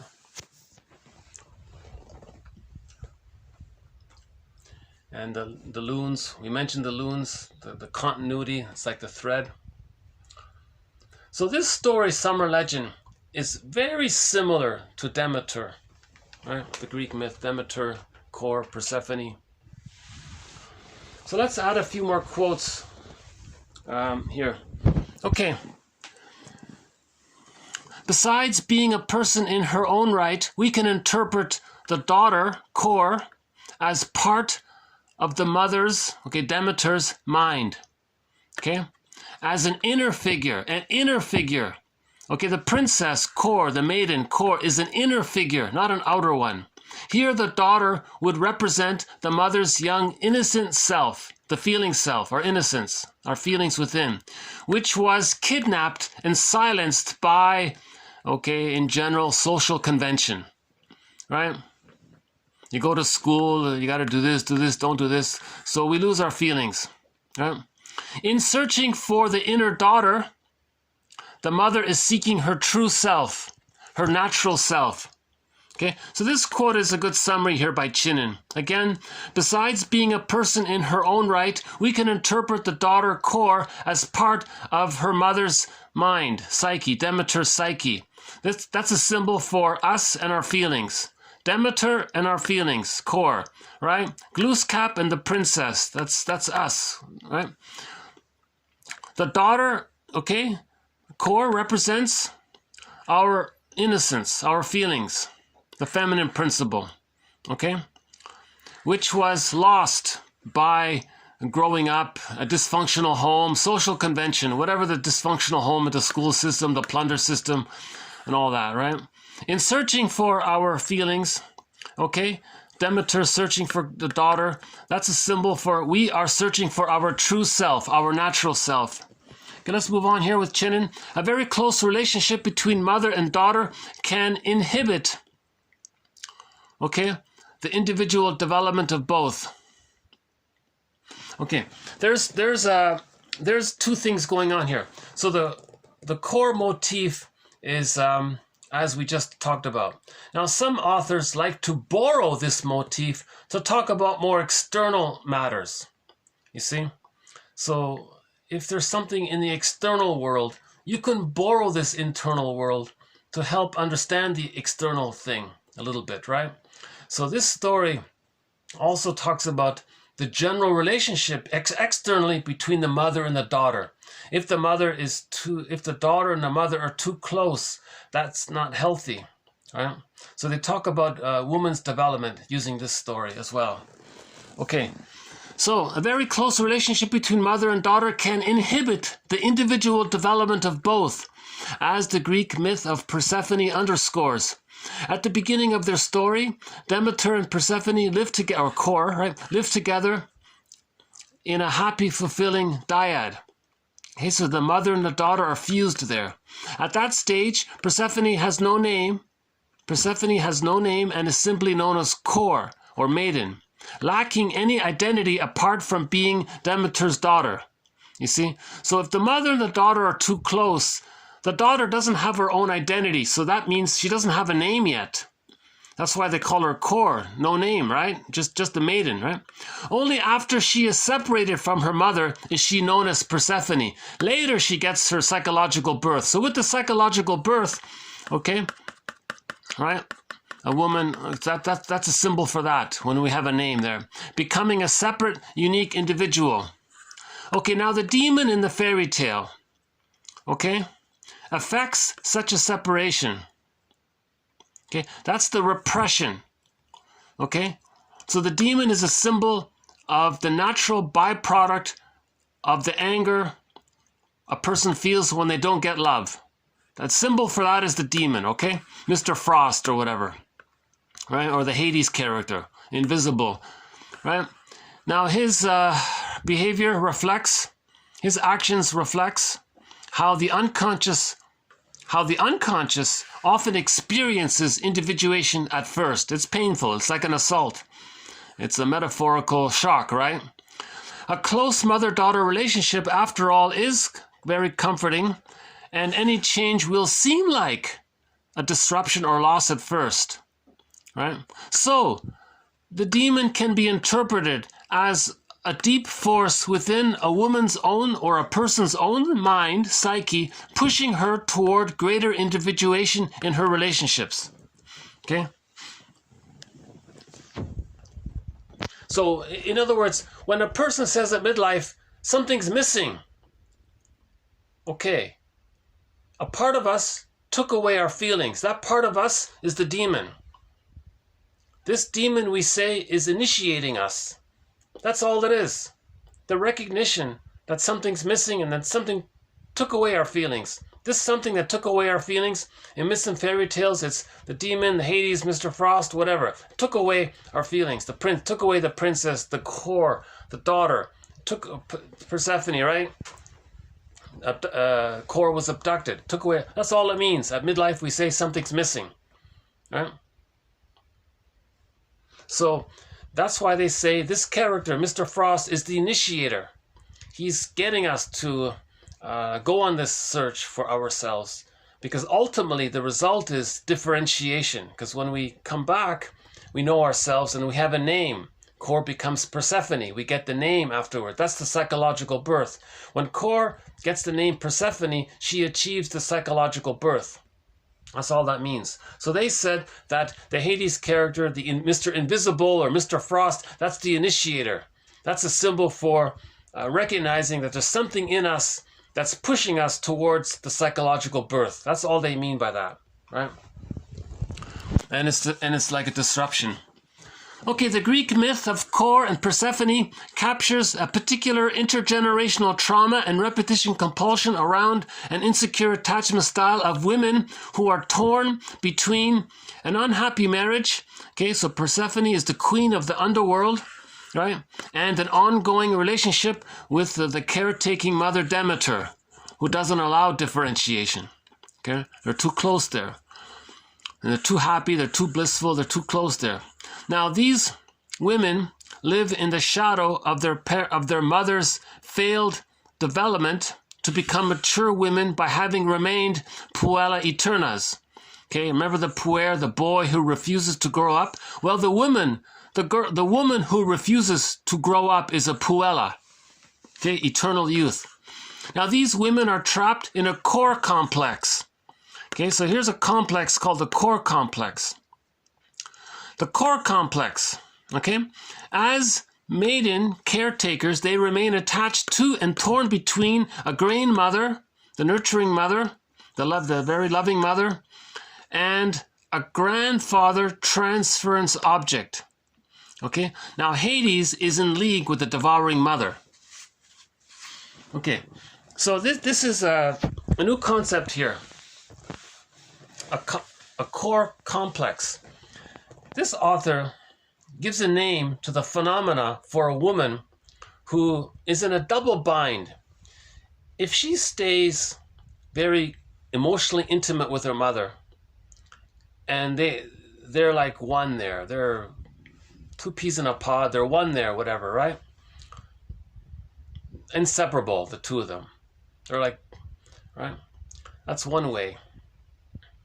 Let's say she marries someone. It's going to be an unhappy marriage because she didn't achieve differentiation. You need differentiation to be in a happy marriage. So she's going to be in an unhappy marriage. So she's going to interpret being in an unhappy marriage as being the queen of the underworld. Or she is going to stay in the blissful union with the mother and not achieve a differentiation. So this double bind of the pain of engulfment by the overprotective mother, right? Or the abandonment of being unloved by being in an unhappy marriage. She's going to see it that way no matter how good the husband is. She's going to interpret it that way. That's called the core complex. Okay? That's her theory. Because she's over-attached to the grain mother, the abundant, caring mother who doesn't allow differentiation, because the mother herself doesn't have differentiation, and they're fused there. Each are a symbiotic object for each other. Right? So the mother uses the daughter as a symbiotic object, the daughter uses the mother as a symbiotic object, and they're stuck there like that. Okay? Now that mother, okay,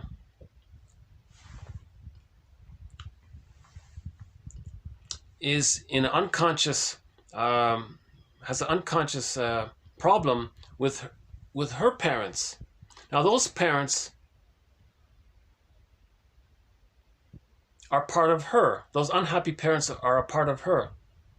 They become part of the daughter. She's going to marry someone that's going to maybe resemble the mother's unhappy parents. Something I don't fully know how to describe that. Intuitively, I get it, but in other words, somebody might marry someone that resembles the grandparent because there's an unresolved business that the mother has with that parent. So the child is carrying it on, kind of thing. That's called the core complex. Did I get that right? Again? The Greek myth of core Persephone captures a particular trauma of women who are torn between an unhappy marriage and an ongoing blissful relationship with the very loving and always present and giving mother, caretaking mother, who doesn't allow differentiation. She can't, right? Now these women live in the shadow of their mother's failed development. Okay, so the mother didn't develop, and the daughters fused with an undeveloped mother. Now the result is these daughters are trapped in a core complex. She's going to be the queen of the underworld in an unhappy marriage, or in the blissful state. Right, okay. So remember in the beginning of the story, Core and Demeter are playful and they're very happy, rolling in the fields, playing with the flowers, carefree, sunshine every day, no problems, no worries, abundant food, little birds flying around, little butterflies flapping around. It's a beautiful scene. It's a blissful Garden of Eden kind of thing. So she's there. Right? So it's either that or trapped in the underworld, meaning she's going to be bonded in her unconscious to something that's rejecting her, which she then projects onto her husband or her partner and is married to that and is going to see that internalized object onto the other and relate, and therefore she feels unhappy in the that's why right? So she's unhappy in the relationship because she's projecting the rejecting mother onto the partner and she's stuck there. So this dilemma of she wants to break free of her mother, but she doesn't want to be entrapped with the negative side of the mother that she sees onto the partner. That's the core complex. Something like that. In other words, in basic terms, the myth of Demeter and Persephone describes the daughter's developmental crisis. How does the daughter leave the mother, be her own woman, and have a relationship with another person whereby it's an I'm okay, you're okay relationship? Okay? In other words, it's some women marry the guy and says, "You're just going to take care of me. Like my mother didn't take care of me." So she's in battle, right? Now the marriage is hostile, provocative. And the guy might say to the girl, "No, you got to take care of me. No, you got to take care of me." And they don't. And there's always this hostile, dependent relationship. Okay, next one here. About the flower. Oh yeah, this one about the flower. The unexpected confluence of the narcissus myth with that of Demeter, Hades, Persephone via the narcissus flower. We are jolted into the realization of how much deeper the myth goes. In some versions of the story, this sweet-smelling flower, the narcissus, is placed before Persephone as a lure. The energies of the narcissus flower are representative of the merger once known, and a lost regressive temptation. So in that garden scene, Demeter and Persephone Core are playing in the garden. Sometimes Core, the maiden, found this flower, the narcissus flower. It's very sweet smelling. That's a regression. That's a temptation to become the girl who can't grow up, the boy who won't grow up. So she is the girl who won't grow up. That's called puella. So there's the temptation to not grow up. Now, who put the flower there? Yeah. So there's this question about this. Why is this flower there? This narcissist flower? Meaning, if she doesn't differentiate, she's going to develop the narcissistic pattern. Okay, so she's being lured that way.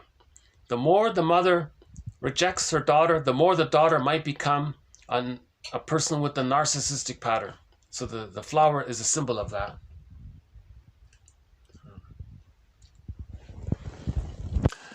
Okay, the puella eterna is a girl who does not wish to become a woman.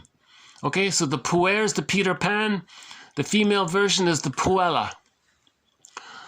Persephone is the very epitome of someone traveling between two worlds. Okay, so there's a nice image there of Persephone. A lot of women apparently celebrate Persephone. She's a revered character in many women's groups around the world. Persephone is the one who returned.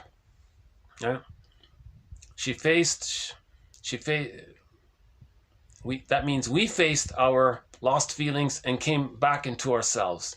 So the feminine principle is saved. So we saved our feelings. Okay, so just like Glooskap rode the whale, saw the two sides, healed us, saw how there are two sides to every story.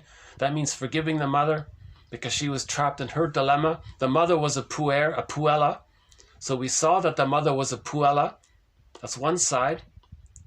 If she weren't a puella, she would have loved, but she was stuck being a puella. So we see the two sides and we hold that, we're going to accept that. The reality of the general situation that we come out of the womb too early, the mother's perfect, things happen in the environment, and so on. So we accept sort of the reality, take responsibility for the reality. And then Glooskap found his feelings, the princess, and he flew back with her. And every 6 months, back and forth, there was that connection. So that's just as the princess flew back and forth, 6 months in one place, 6 months in the other, winter and summer, 6 months back and forth. That's the same thing with with Persephone. Right? So Persephone is a symbol of this connection that we have with ourselves. To describe this connection that we have with ourselves, a symbol for that is the princess in the Glooskap story, or Persephone in the Greek myth. By the way, that summer legend, that could be 30,000 years old, you see? And the Greek myth is, 3,000 years old, you see? So this shows how psychology is the same for all people. All people around the world develop the same motifs. Right? All of these myths and fairy tales all describe the same psychological phenomena. We lose our feelings, we want to get it back. Right? In the process of trauma, there's splitting, goddess and demon. We want to heal the splits. Yeah? The mourning process. In that story about that's the grief. You want to release the grief, and there was the anger, the thunder, and then you release it, right? So in the mourning process, we might get angry, and then we cry, and the flood, the feelings, the water flows again. That's the energy flows. The water within flows again. So we're grieving. So we're sobbing and we're grieving, because when we're stuck there, we can't cry. We're stuck. We're frustrated. So we want to maybe see the two sides, get angry, and then we flow again. That's the healing journey, right? So these myths, all of these myths describe, all of these myths and fairy tales, they were the healing stories and the psychology for us, for people, for all of us, for 150,000 years. And they still are. One person said it was as though her feminine Persephone's soul was returning to her against the perpetual undertow of, the invisible, the memories of rejection. Okay, so if we accept the memories of being rejection, the symbol is the Hades guy, right? So there's that pull there, but we face that, so the Persephone soul comes back to our feelings, come back, so we feel connected to ourselves. Now this phenomena of the Persephone coming back, now when Glooskap returned with the princess, there might be a great ceremony around that, a great celebration, appreciation around that, to talk about the story, to learn about the lessons, and to keep that alive, right? To keep people happy, right? So Chinen was saying that in a lot of these women's rituals long ago, the women honored Persephone and her return from the underworld. They affirmed the power of the feminine, okay, the feeling self, to renew itself from, okay, society, right? From social convention, right? So there's soul loss. The mother said no, and so our feelings went into exile, right? Disassociation, repression, unconscious exile. Okay, in one fairy tale, Chinen talks about a character in one African tale called Emmy. Emmy went into this other world through the pool, and then she came back, right? So by celebrating together, women affirmed their solidarity with one another and with the deep feminine. They created a sisterhood, right? A spiritual sisterhood in their rituals, echoing the sister theme in Emmy, okay, or Demeter and the daughter, right? According to legend, on her search for her daughter, Demeter established some kind of community, right, which evolved into a major community in classical Greece. Now, an echo of this is whenever you see a women's art community, that's sort of an echo of it. So an echo of this ancient women's sisterhood, whenever there's a women's art community, it reflects in the spirit of women getting together, sewing together, sharing stories together. Women's art reflects this communal spirit. Okay, so the women were always talking about the importance of what really matters, right? How we feel, therefore we are. We feel, therefore we are. So they're keeping that feminine spirit alive, because there's a lot of social conventions preventing it, right? In particular, the plunder system, right?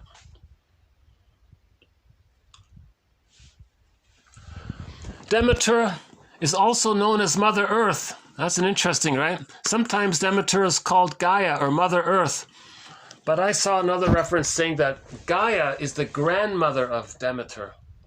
But some people say, well, no, you can still say that Demeter is Mother Earth. Okay. And he was saying here,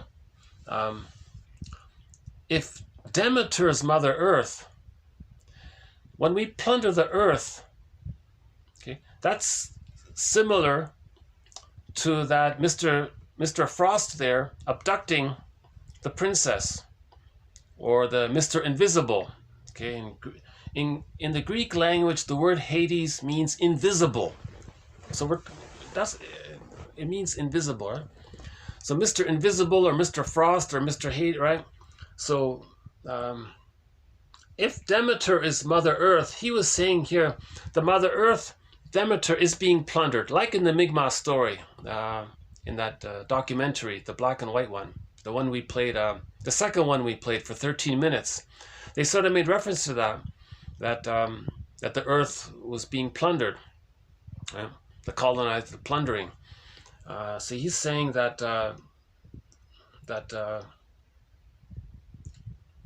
when humans get in touch with their feelings, then we'll have a better relationship with the natural world, right? Someone made that point. The Earth took billions of years to create everything. Those beautiful, flowers and blueberries and hummingbirds. It took billions of years to create that. Billions of years to create that.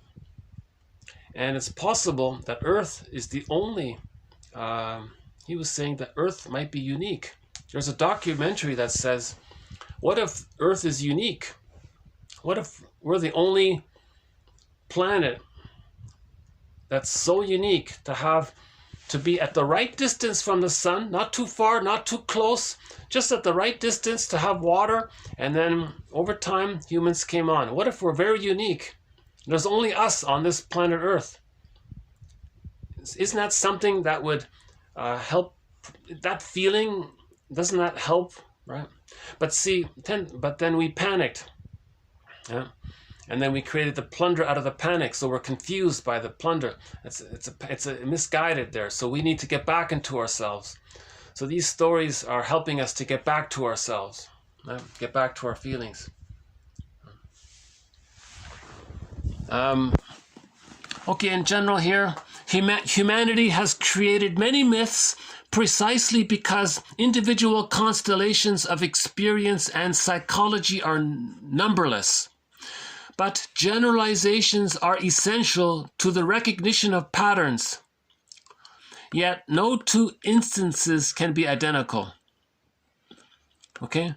So these myths and fairy tales, they're endless. But there are regular recurring patterns at the same time. Okay, one more here. It may reflect only an unthinking conformity. Oh yeah, no, that's it there. Okay.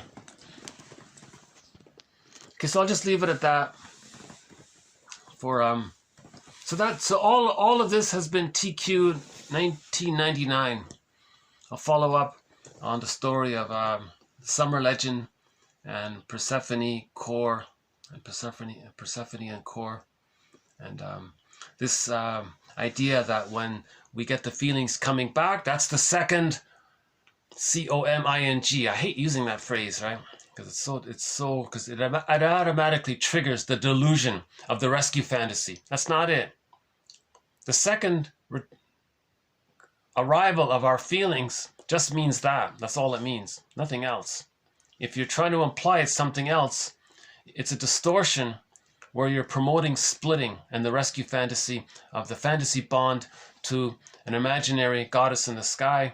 That's the good breast. To not be aware that the person is bonded to the rejecting experience of the mother. Yeah, so that's the splitting there. And that's why they're waiting for the second arrival, because the splitting is there. They haven't seen the two sides. So ironically, their own religious dogma and creeds rejects the very thing it claims to be offering. You see? It's like an advertisement. We have a thread on how advertisements are very similar to religious slogans and creeds, because advertisements don't want you to heal. They want to touch a fantasy and then sell you a product thinking that the product will meet your needs, but it can't. Right? You see? So that commercial we had, come to this store and you're important. Well, the religious thing might say, well, come to this building and you're important. You know, so the advertising, buy this product and you're going to be somebody. You're not. You're just buying a material thing doesn't give you your identity. Anyways, yeah, I can't go there. That's, I think 2 videos ago, we talked a little bit about the overlap of how advertising is an offshoot or an expression of the purpose of religion, how religion works. The way religion works is to promote fantasy bond to the goddess, to the good breast, to make you not aware of splitting. So religion promotes splitting. It doesn't want you to heal the splits. The purpose of religion is to not make you heal. The purpose of religion is to prevent you from having a religious experience. Let's put it that. Somebody said it that way. The purpose of religion is to prevent healing. The purpose of religion is to get the person to continue to use babyhood defense mechanisms, like splitting, like projection, because projection leads to the prejudiced personality. That's the us and the them. The us and them mentality is the splitting, and that's what's needed to plunder. Right? Because if there's the us and them mentality, that means there's unconscious anger, at the mother, you project that onto the other, and you feel like the victim, and then you don't care about them because you don't face the memory of how you came to the false belief that you falsely believed that your mother didn't care about you. Your mother did care about, mothers do care about their children, but many children come to the false belief that they don't care about them when they're on the phone too long. The mother doesn't know that the baby experiences timelessness. The mother's operating from her frame of reference. She lacks empathy for the baby because we don't have memories of that, right? Okay, yeah, but speaking of the prejudice one, this next one here is a follow-up to yesterday's video about prejudice. So I'll just do a quick follow-up on that one as well. Okay, now prejudice may reflect only an unthinking conformity with prevailing group values and practices. When, however, a hostile or deprecatory attitude cannot be modified by that which demonstrate its irrationality, it seems likely that prejudice serves some necessary psychological function for the person, as well as an economical function by maintaining simplicity and by avoiding ambiguity. Avoiding the two sides, it takes work. You got to be a hero to face the two sides. Glooskap is a hero because he saw the two sides. When Glooskap was riding the whale, he saw the two sides. You see? That's facing the ambiguity of perception. And then prejudice leads to projective identification, where you coax others to behave in a way to confirm your projection. And that reinforces the prejudice, and it's like a loop like that. So I won't redo the thread. So we have a thread on the psychodynamics of prejudice. I just wanted to follow up briefly with that one there. He's saying here that for some people with severe trauma, prejudice becomes a function of their identity. They don't know who they are if they're not prejudiced. It's like a leg of a stool. They need it, that kind of thing. Okay, because they've identified with the aggressor. When a baby identifies with the aggressor, they're going to be angry, and they want to communicate their anger at that phenomena. And how do they do it? They do to others what was done to them, and that's the prejudice. The byproduct of that is prejudice, because the unloved self is seen onto innocent others, and they want to put down the innocent other to communicate that when they were a baby, the mother devalued them. And that's their identity. They're stuck like that. So if you remove that, they don't know who they are. They only have that false self mechanism. Right? So the false self, in the narcissistic pattern, the false self, the psychic structure of it is the grandiose part self is fused with the omnipotent other. Okay? The true self is in that other world. Core and the princess, they're in that other world. We have to go find it. That's the second journey. Yeah. That's why he feels barren, and his life is, he doesn't feel alive inside, that kind of thing. He may feel excited or something, or from the stress and the stress relief and the serotonin and the Schadenfreude, but that's not aliveness of feelings. He's operating from the flight, fight, freeze, stress response to stress. Again, in that story, Inside Out, the feelings they showed you two types of feelings. Right? The characters, fear, disgust, and anger were on one side of the story, and then the characters' joy and sadness were repressed. They were in the other world. So think about that story Inside Out. Right? We had to go, okay? So we the viewer, we were the hero. We went into this other world. We followed joy and sadness go through their process. Finally, the characters could return. In the process, we learned about dream interpretation. That's a part of it. Remember, the guy analyzed the dreams. And so then finally, the characters' joy and sadness return to the person. So when joy in that character, in that movie, in that Disney movie, Inside Out, when the character's joy and sadness return to the console, that's the second arrival, right? They came back to themselves. That's the second coming, right? That they came back to now the person has themselves, you see? And then Riley, right? The character was happy in the end and lived happily ever after. When they say lived happily ever after, ultimately that's what we're talking about. It's the psychological birth of I'm okay, you're okay. When we achieve I'm okay, you're okay, that means happily ever after. Because in relationships, they become like fine wine because they make I statements together. If somebody's triggered, they make an I statement. And the relationship becomes more deeper and more intimate, more mutual. There's more affection, caring, tenderness, trust, sharing, and so on. So the relationship becomes more beautiful, right? So that's 2000. Right? Let's do 2 more quotes here. Now, some jargon around what we're talking about is this one here. Okay. So from splitting, that's called a paranoid schizoid position. When we heal the splits, that's called a depressive position. Okay, so forgive psychology for its jargon, just forgive it.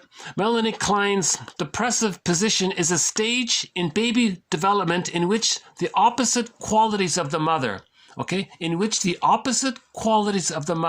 partly loving, partly frustrating, the two sides of the mother, the opposite qualities of the mother, perceived by the baby as good and bad, or merciful, or diabolical, etc., combine into a whole object.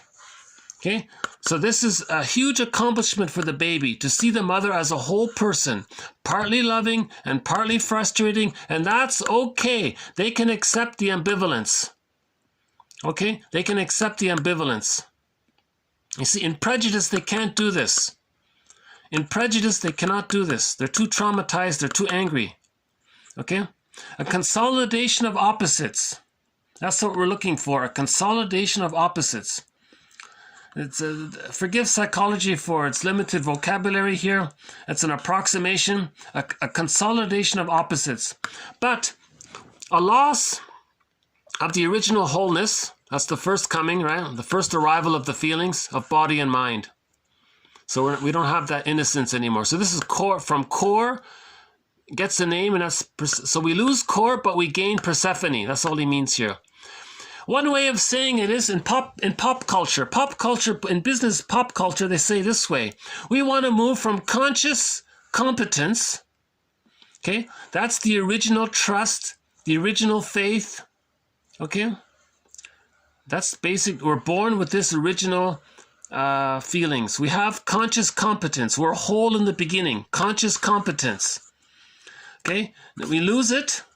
Now we're unconscious of our incompetence. We're not aware of it, right? Then finally, we're conscious of our incompetence. So now we're aware of it.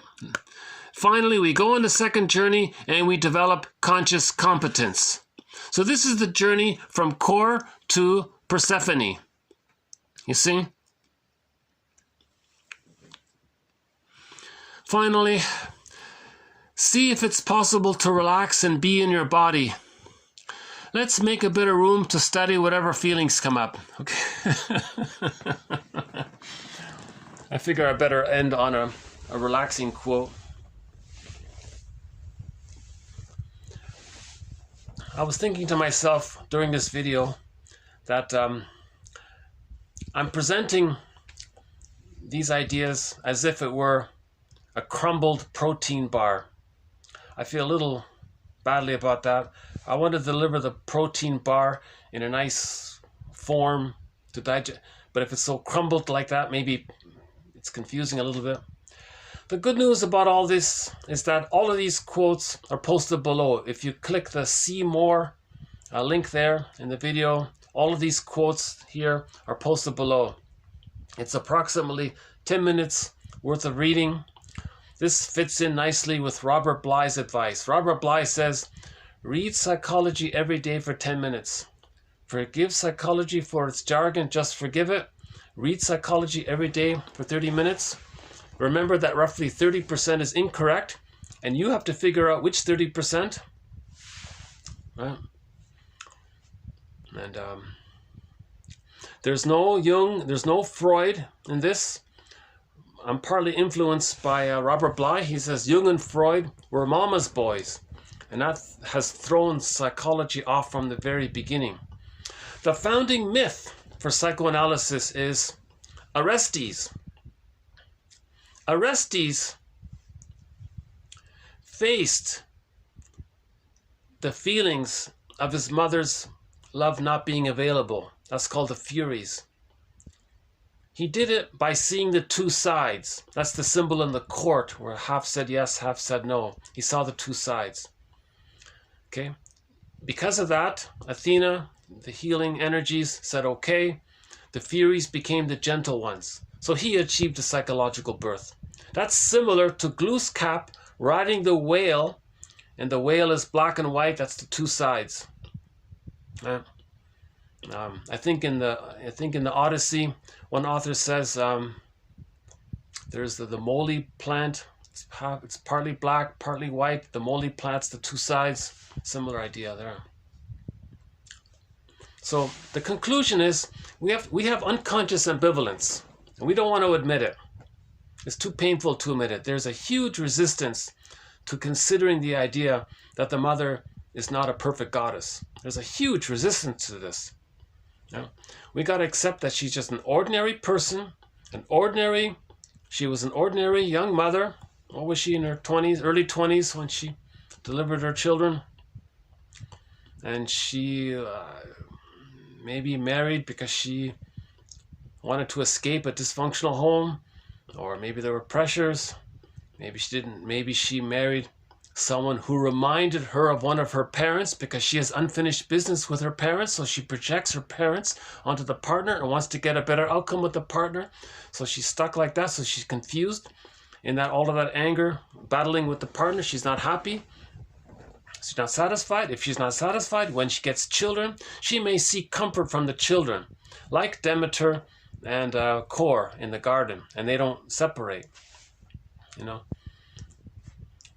Or in other cases, because the mother didn't get a secure attachment style out of the repetition compulsion, she's not going to give her son or daughter a secure attachment style because she wants to tell the mother in the mind, look, mother in the mind, you didn't give me a secure attachment style. Now your children here, your grandchildren, I'm not going to give them a secure attachment style to show you how you didn't give me a secure attachment style.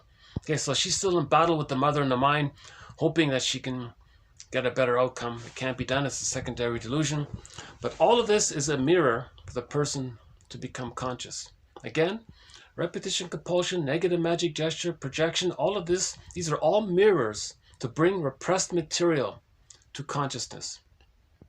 Yeah. So prejudice, Klein calls it the paranoid schizoid position because of the splitting. One side is all great, you accept. The other side is all bad, which you reject. That's within. That's the memory of the experience in the nursery. The mother was partly loving, but mostly frustrating. Hence the splitting. And we create this internal working model of it. It's unfinished business, and then we project it in the present because it's unfinished business. We want to get a better outcome, and we're stuck like this, like Sisyphus. So to be our own existential detective, we have to look at these definitions of projection. Just type in the search engine here, projection. You'll read about all of projection. Type in projective identification. Okay. Type in rationalization. Type in splitting, and so on. We have 30 threads in this collection of quotes. These 30 threads, they're all interlinked. We can use these threads to weave a basket. That's a symbol for building consciousness. As we build consciousness, that's self-empathy, self-understanding, that's forgiveness, healing the two sides. Then the feelings come in. Then the princess comes back. So the poet says, psychoanalysis, always looking for an egg in a basket that's missing. So we first weave this basket, then the feelings come. Glooskap had to weave the basket. He had to have a relationship with the unconscious, learn about it, Right? See the two sides? That's the whale there. He had a connection with the loons. Remember the loons? That's That's the thread in Theseus. That's the thread. You want to maintain this ongoing inward, introverted sense of how you're feeling about things, and maintain that. And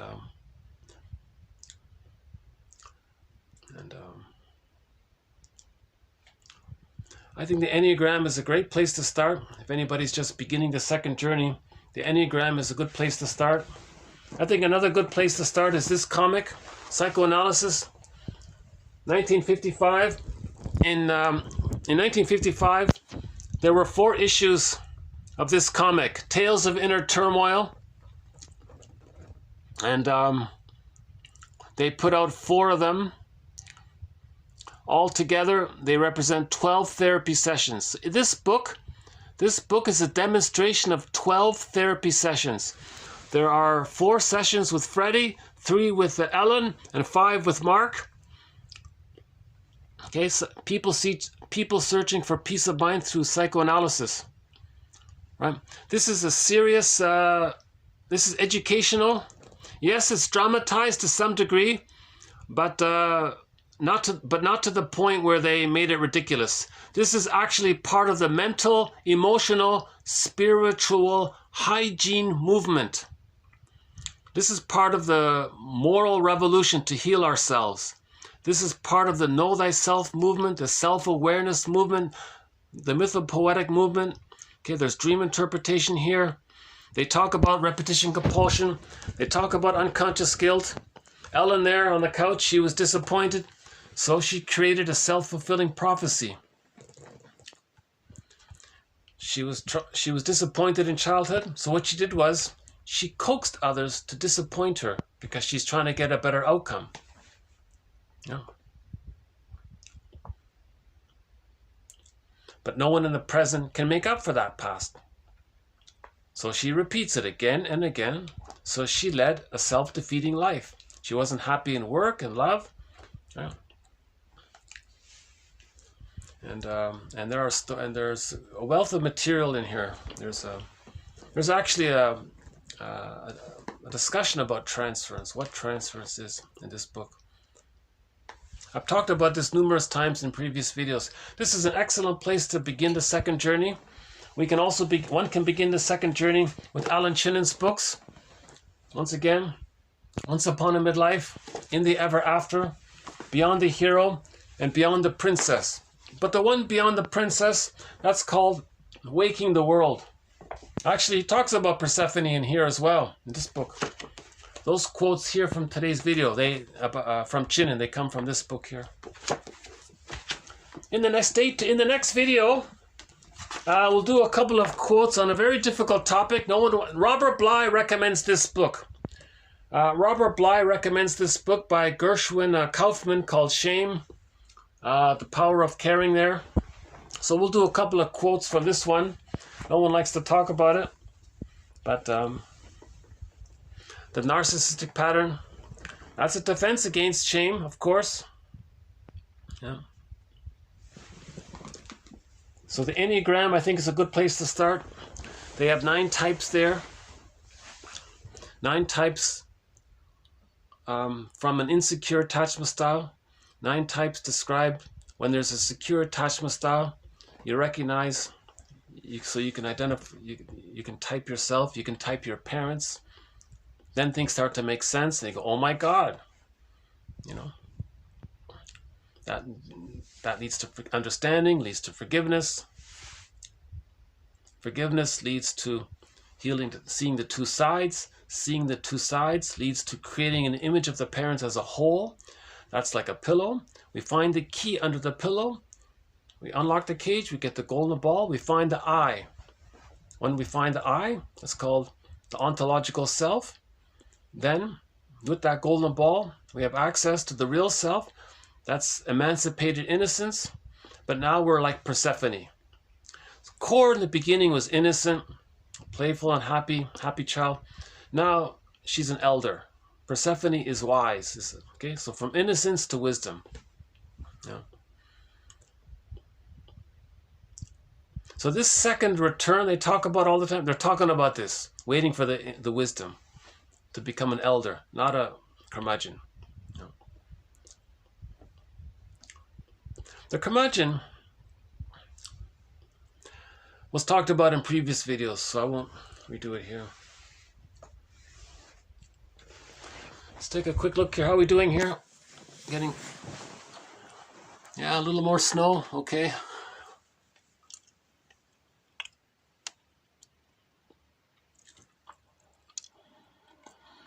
Yeah, for 30,000 years, the Mi'kmaq people lived all around this area here in harmony with nature, and they had their spiritual tradition, their stories, and their rich culture. Very spiritual people, and they've managed to preserve some of the stories. For example, Summer Legend, very nice story.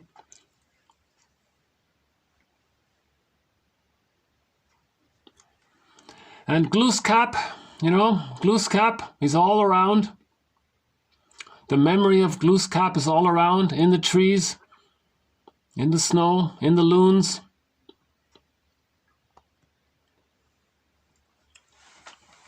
In the wind. When there's thunder in the sky, that's Glooskap.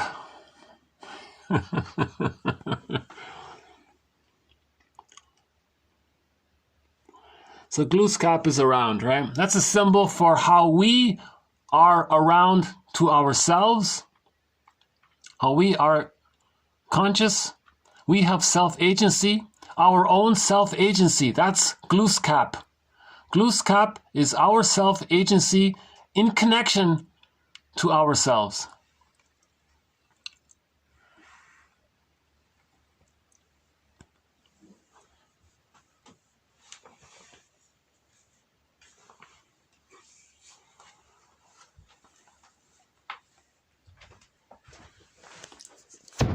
Although we haven't seen any of the loons here, I'm going to have to say that the loons are going to be companion animals. So I'm going to include the loons in connection to Glooskap.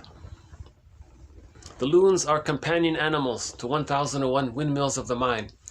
So the current list of companion animals to this collection of quotes are the loons, okay, the blue jays, okay, the blue bird of, remember Shirley Temple, the blue bird of happiness is within. The crow is the keeper of the wisdom. We've got the heron, okay, the fox, Canada goose, the seal, and the mosquito. And we'll add some more companion animals to this series. I feel a little excited about this story about Demeter and Kor. I didn't really know about it before. I felt things sort of clicked for me. Oh, I get it now with this. Why women were so enthusiastic about the story of Persephone. Why they celebrated her. For thousands of years, they celebrated Persephone. She's a symbol of our feelings coming back to ourselves. Okay, this is what we're waiting for, what we're looking for. The return. Right? The second C-O-M-I-N-G, the return of our feelings to ourselves. Okay, that's the hero's journey. So we're all looking for the return. And we can facilitate the return, right, by our conscious efforts to see the two sides of every story. Every story has two sides. Look for those two sides. If you only look at one side, that's splitting. That's the paranoid schizoid position. That's prejudice. That's a symptom of trauma. Realize that splitting is a symptom of trauma. Splitting is a symptom that the mother wasn't emotionally unavailable for the child.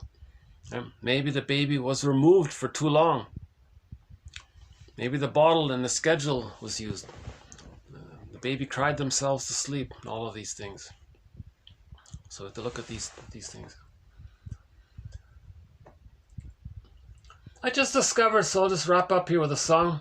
I just discovered the other day a singer from Egypt, and we haven't played any music from Egypt, I don't think, and she's pretty good. So I'll play some of this music in the background. Her name is Mai Farouk. Okay, there she is there. Okay, from the Best Of collection.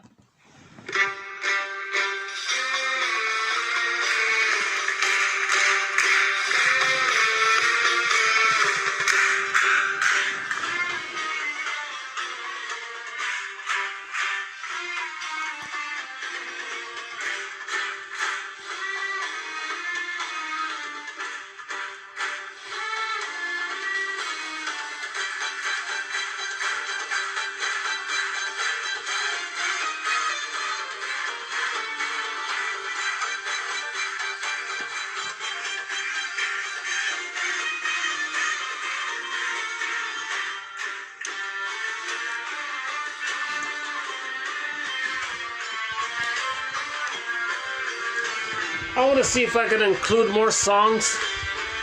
I'm trying to include songs from all around the world. So I'm not too familiar with songs from in the Arabic language, so hopefully I can.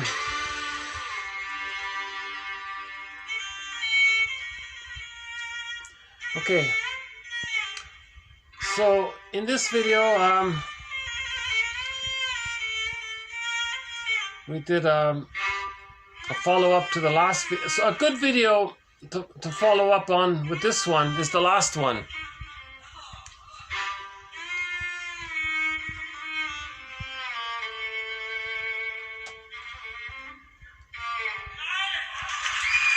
So I would say the takeaway message is that we're looking for an ongoing. Melanie Klein says it best. We live in two worlds. Just keep that in mind. We live in two worlds. The internal theater, if it's traumatic, it's called unfinished emotional business. We replay it in the present, and we're stuck. And that's what we're trying to heal. We're trying to heal the inner child. We're trying to unpick the threads of a traumatic script, use those threads to weave a new, healthier script. Part of this process is to realize, why is the script like this? That's a symptom of trauma. Okay? Trauma comes about when the mother's more frustrating than loving. Okay, next we got to forgive her. That process is called seeing the two sides, holding the ambivalence. Okay? Every story has two sides. How was the mother betrayed? Look at her story. Okay, keep in mind the general context that we live in that we're still sort of in this panic plunder thing that we got caught up in 10,000 years ago. And we're gradually maybe trying to wean ourselves off of this confusion, I guess.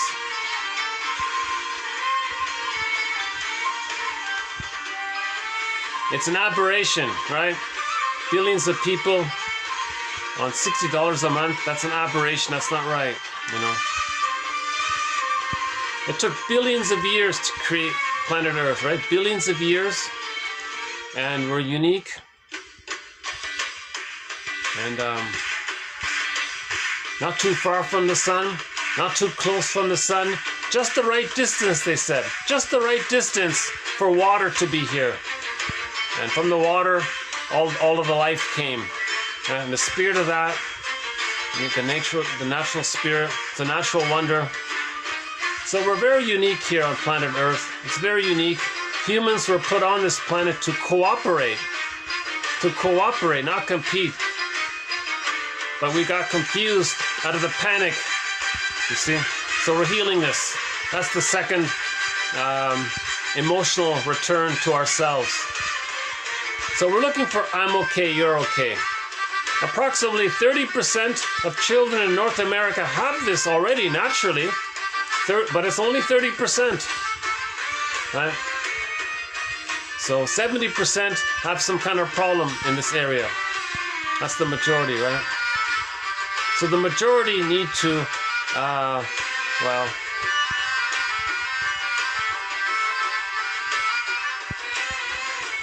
consider as a hypothesis. Consider as a hypothesis that maybe babies need what's called a secure attachment style, meaning the love with the mother outweighs the frustration with the mother.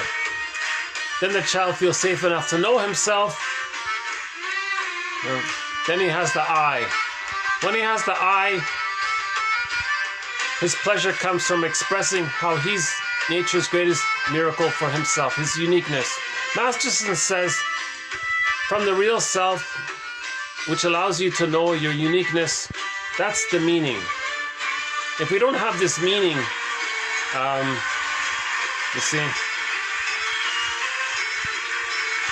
we're going to look for how do we get to this place where we can find this meaning? Well, we gotta mourn the loss. In the process, we gotta. Okay, here she is. Here, I think. Here's the singer here.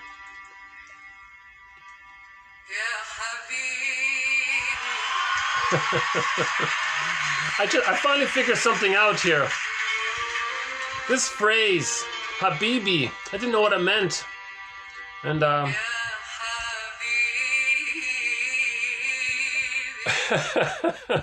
and the audience goes wild when they hear this phrase, Habibi. What does that mean? I looked it up. It means, my darling, oh my sweetheart, my love, my darling, my dear. It's a very sentimental, it's a love song. A lot of these songs are love songs. How they miss you, I need you. Most love songs are about this needing love and missing it when we're gone, and all of these things.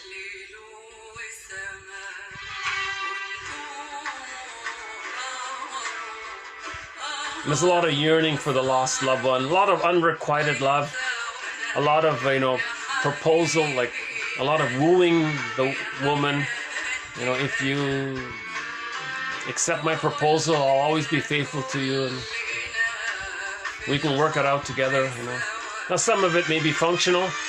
A lot of romantic songs, unfortunately, if there's too much expectation, the relationships can become dysfunctional. There's quite a wide range.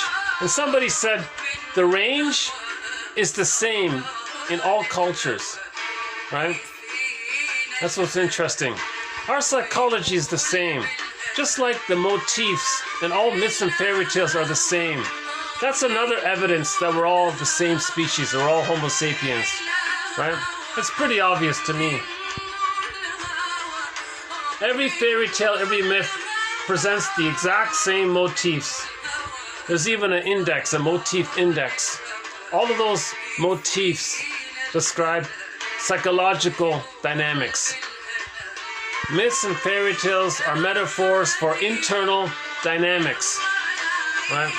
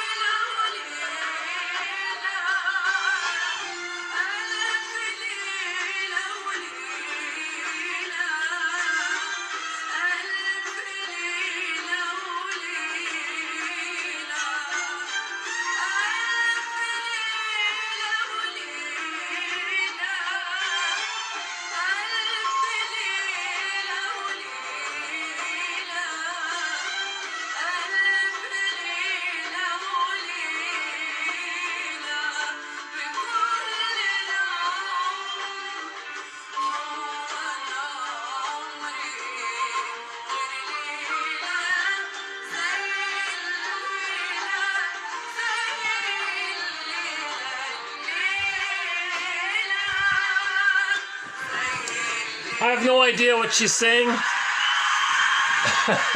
The audience obviously does.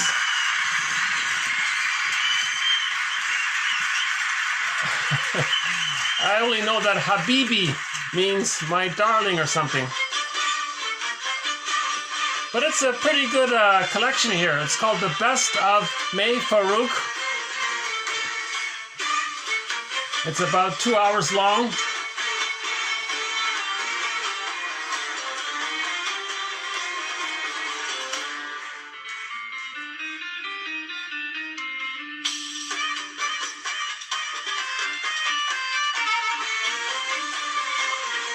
You're the tiger.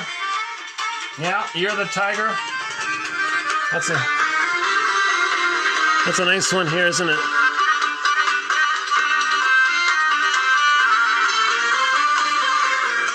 And there's that famous poem, Tiger, tiger, burning bright in the forests of the night. What immortal hand or eye could frame thy fearful symmetry? The power of nature to create such a beautiful exotic animal, you know.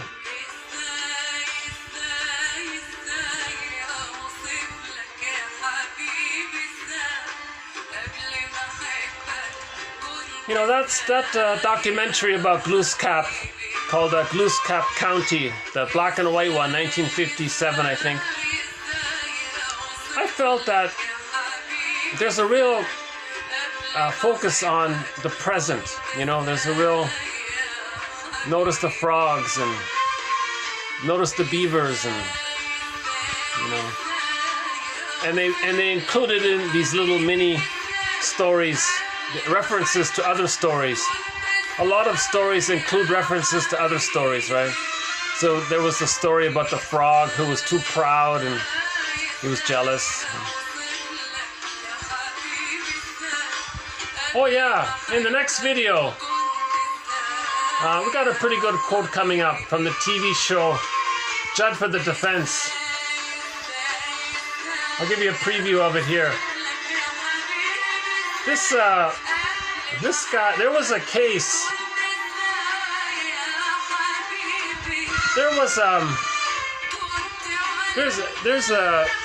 There's an episode of the TV show Judd for the Defense, starring Carl Betts.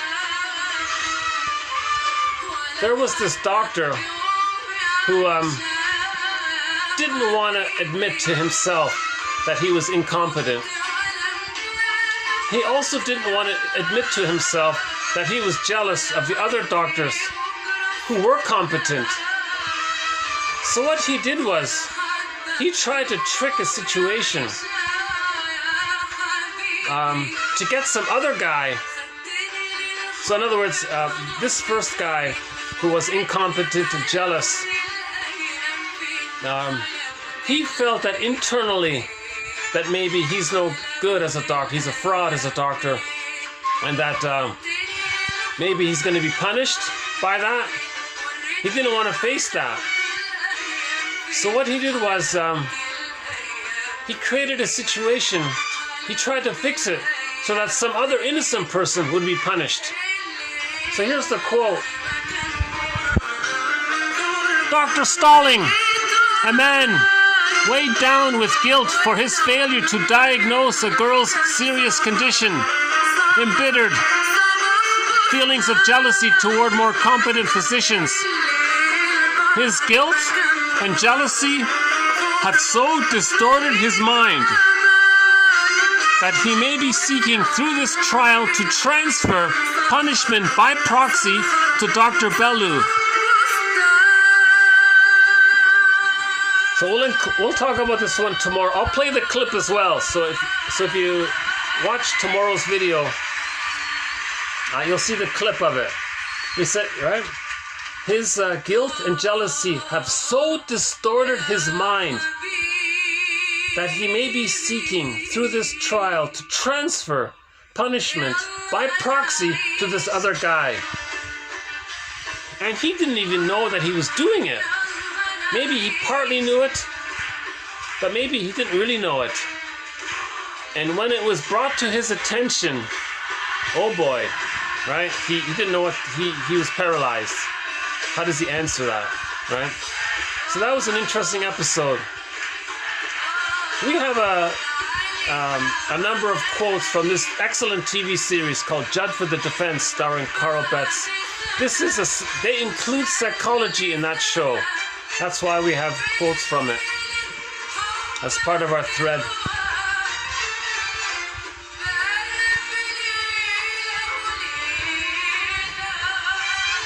I guess when this song ends, I'll hit the stop button. It's not bad, right? This music?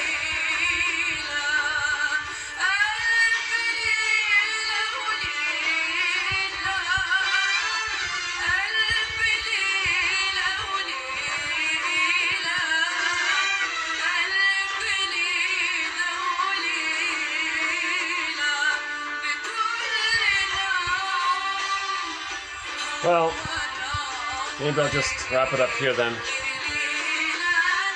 Some of these songs last 20 minutes, you know.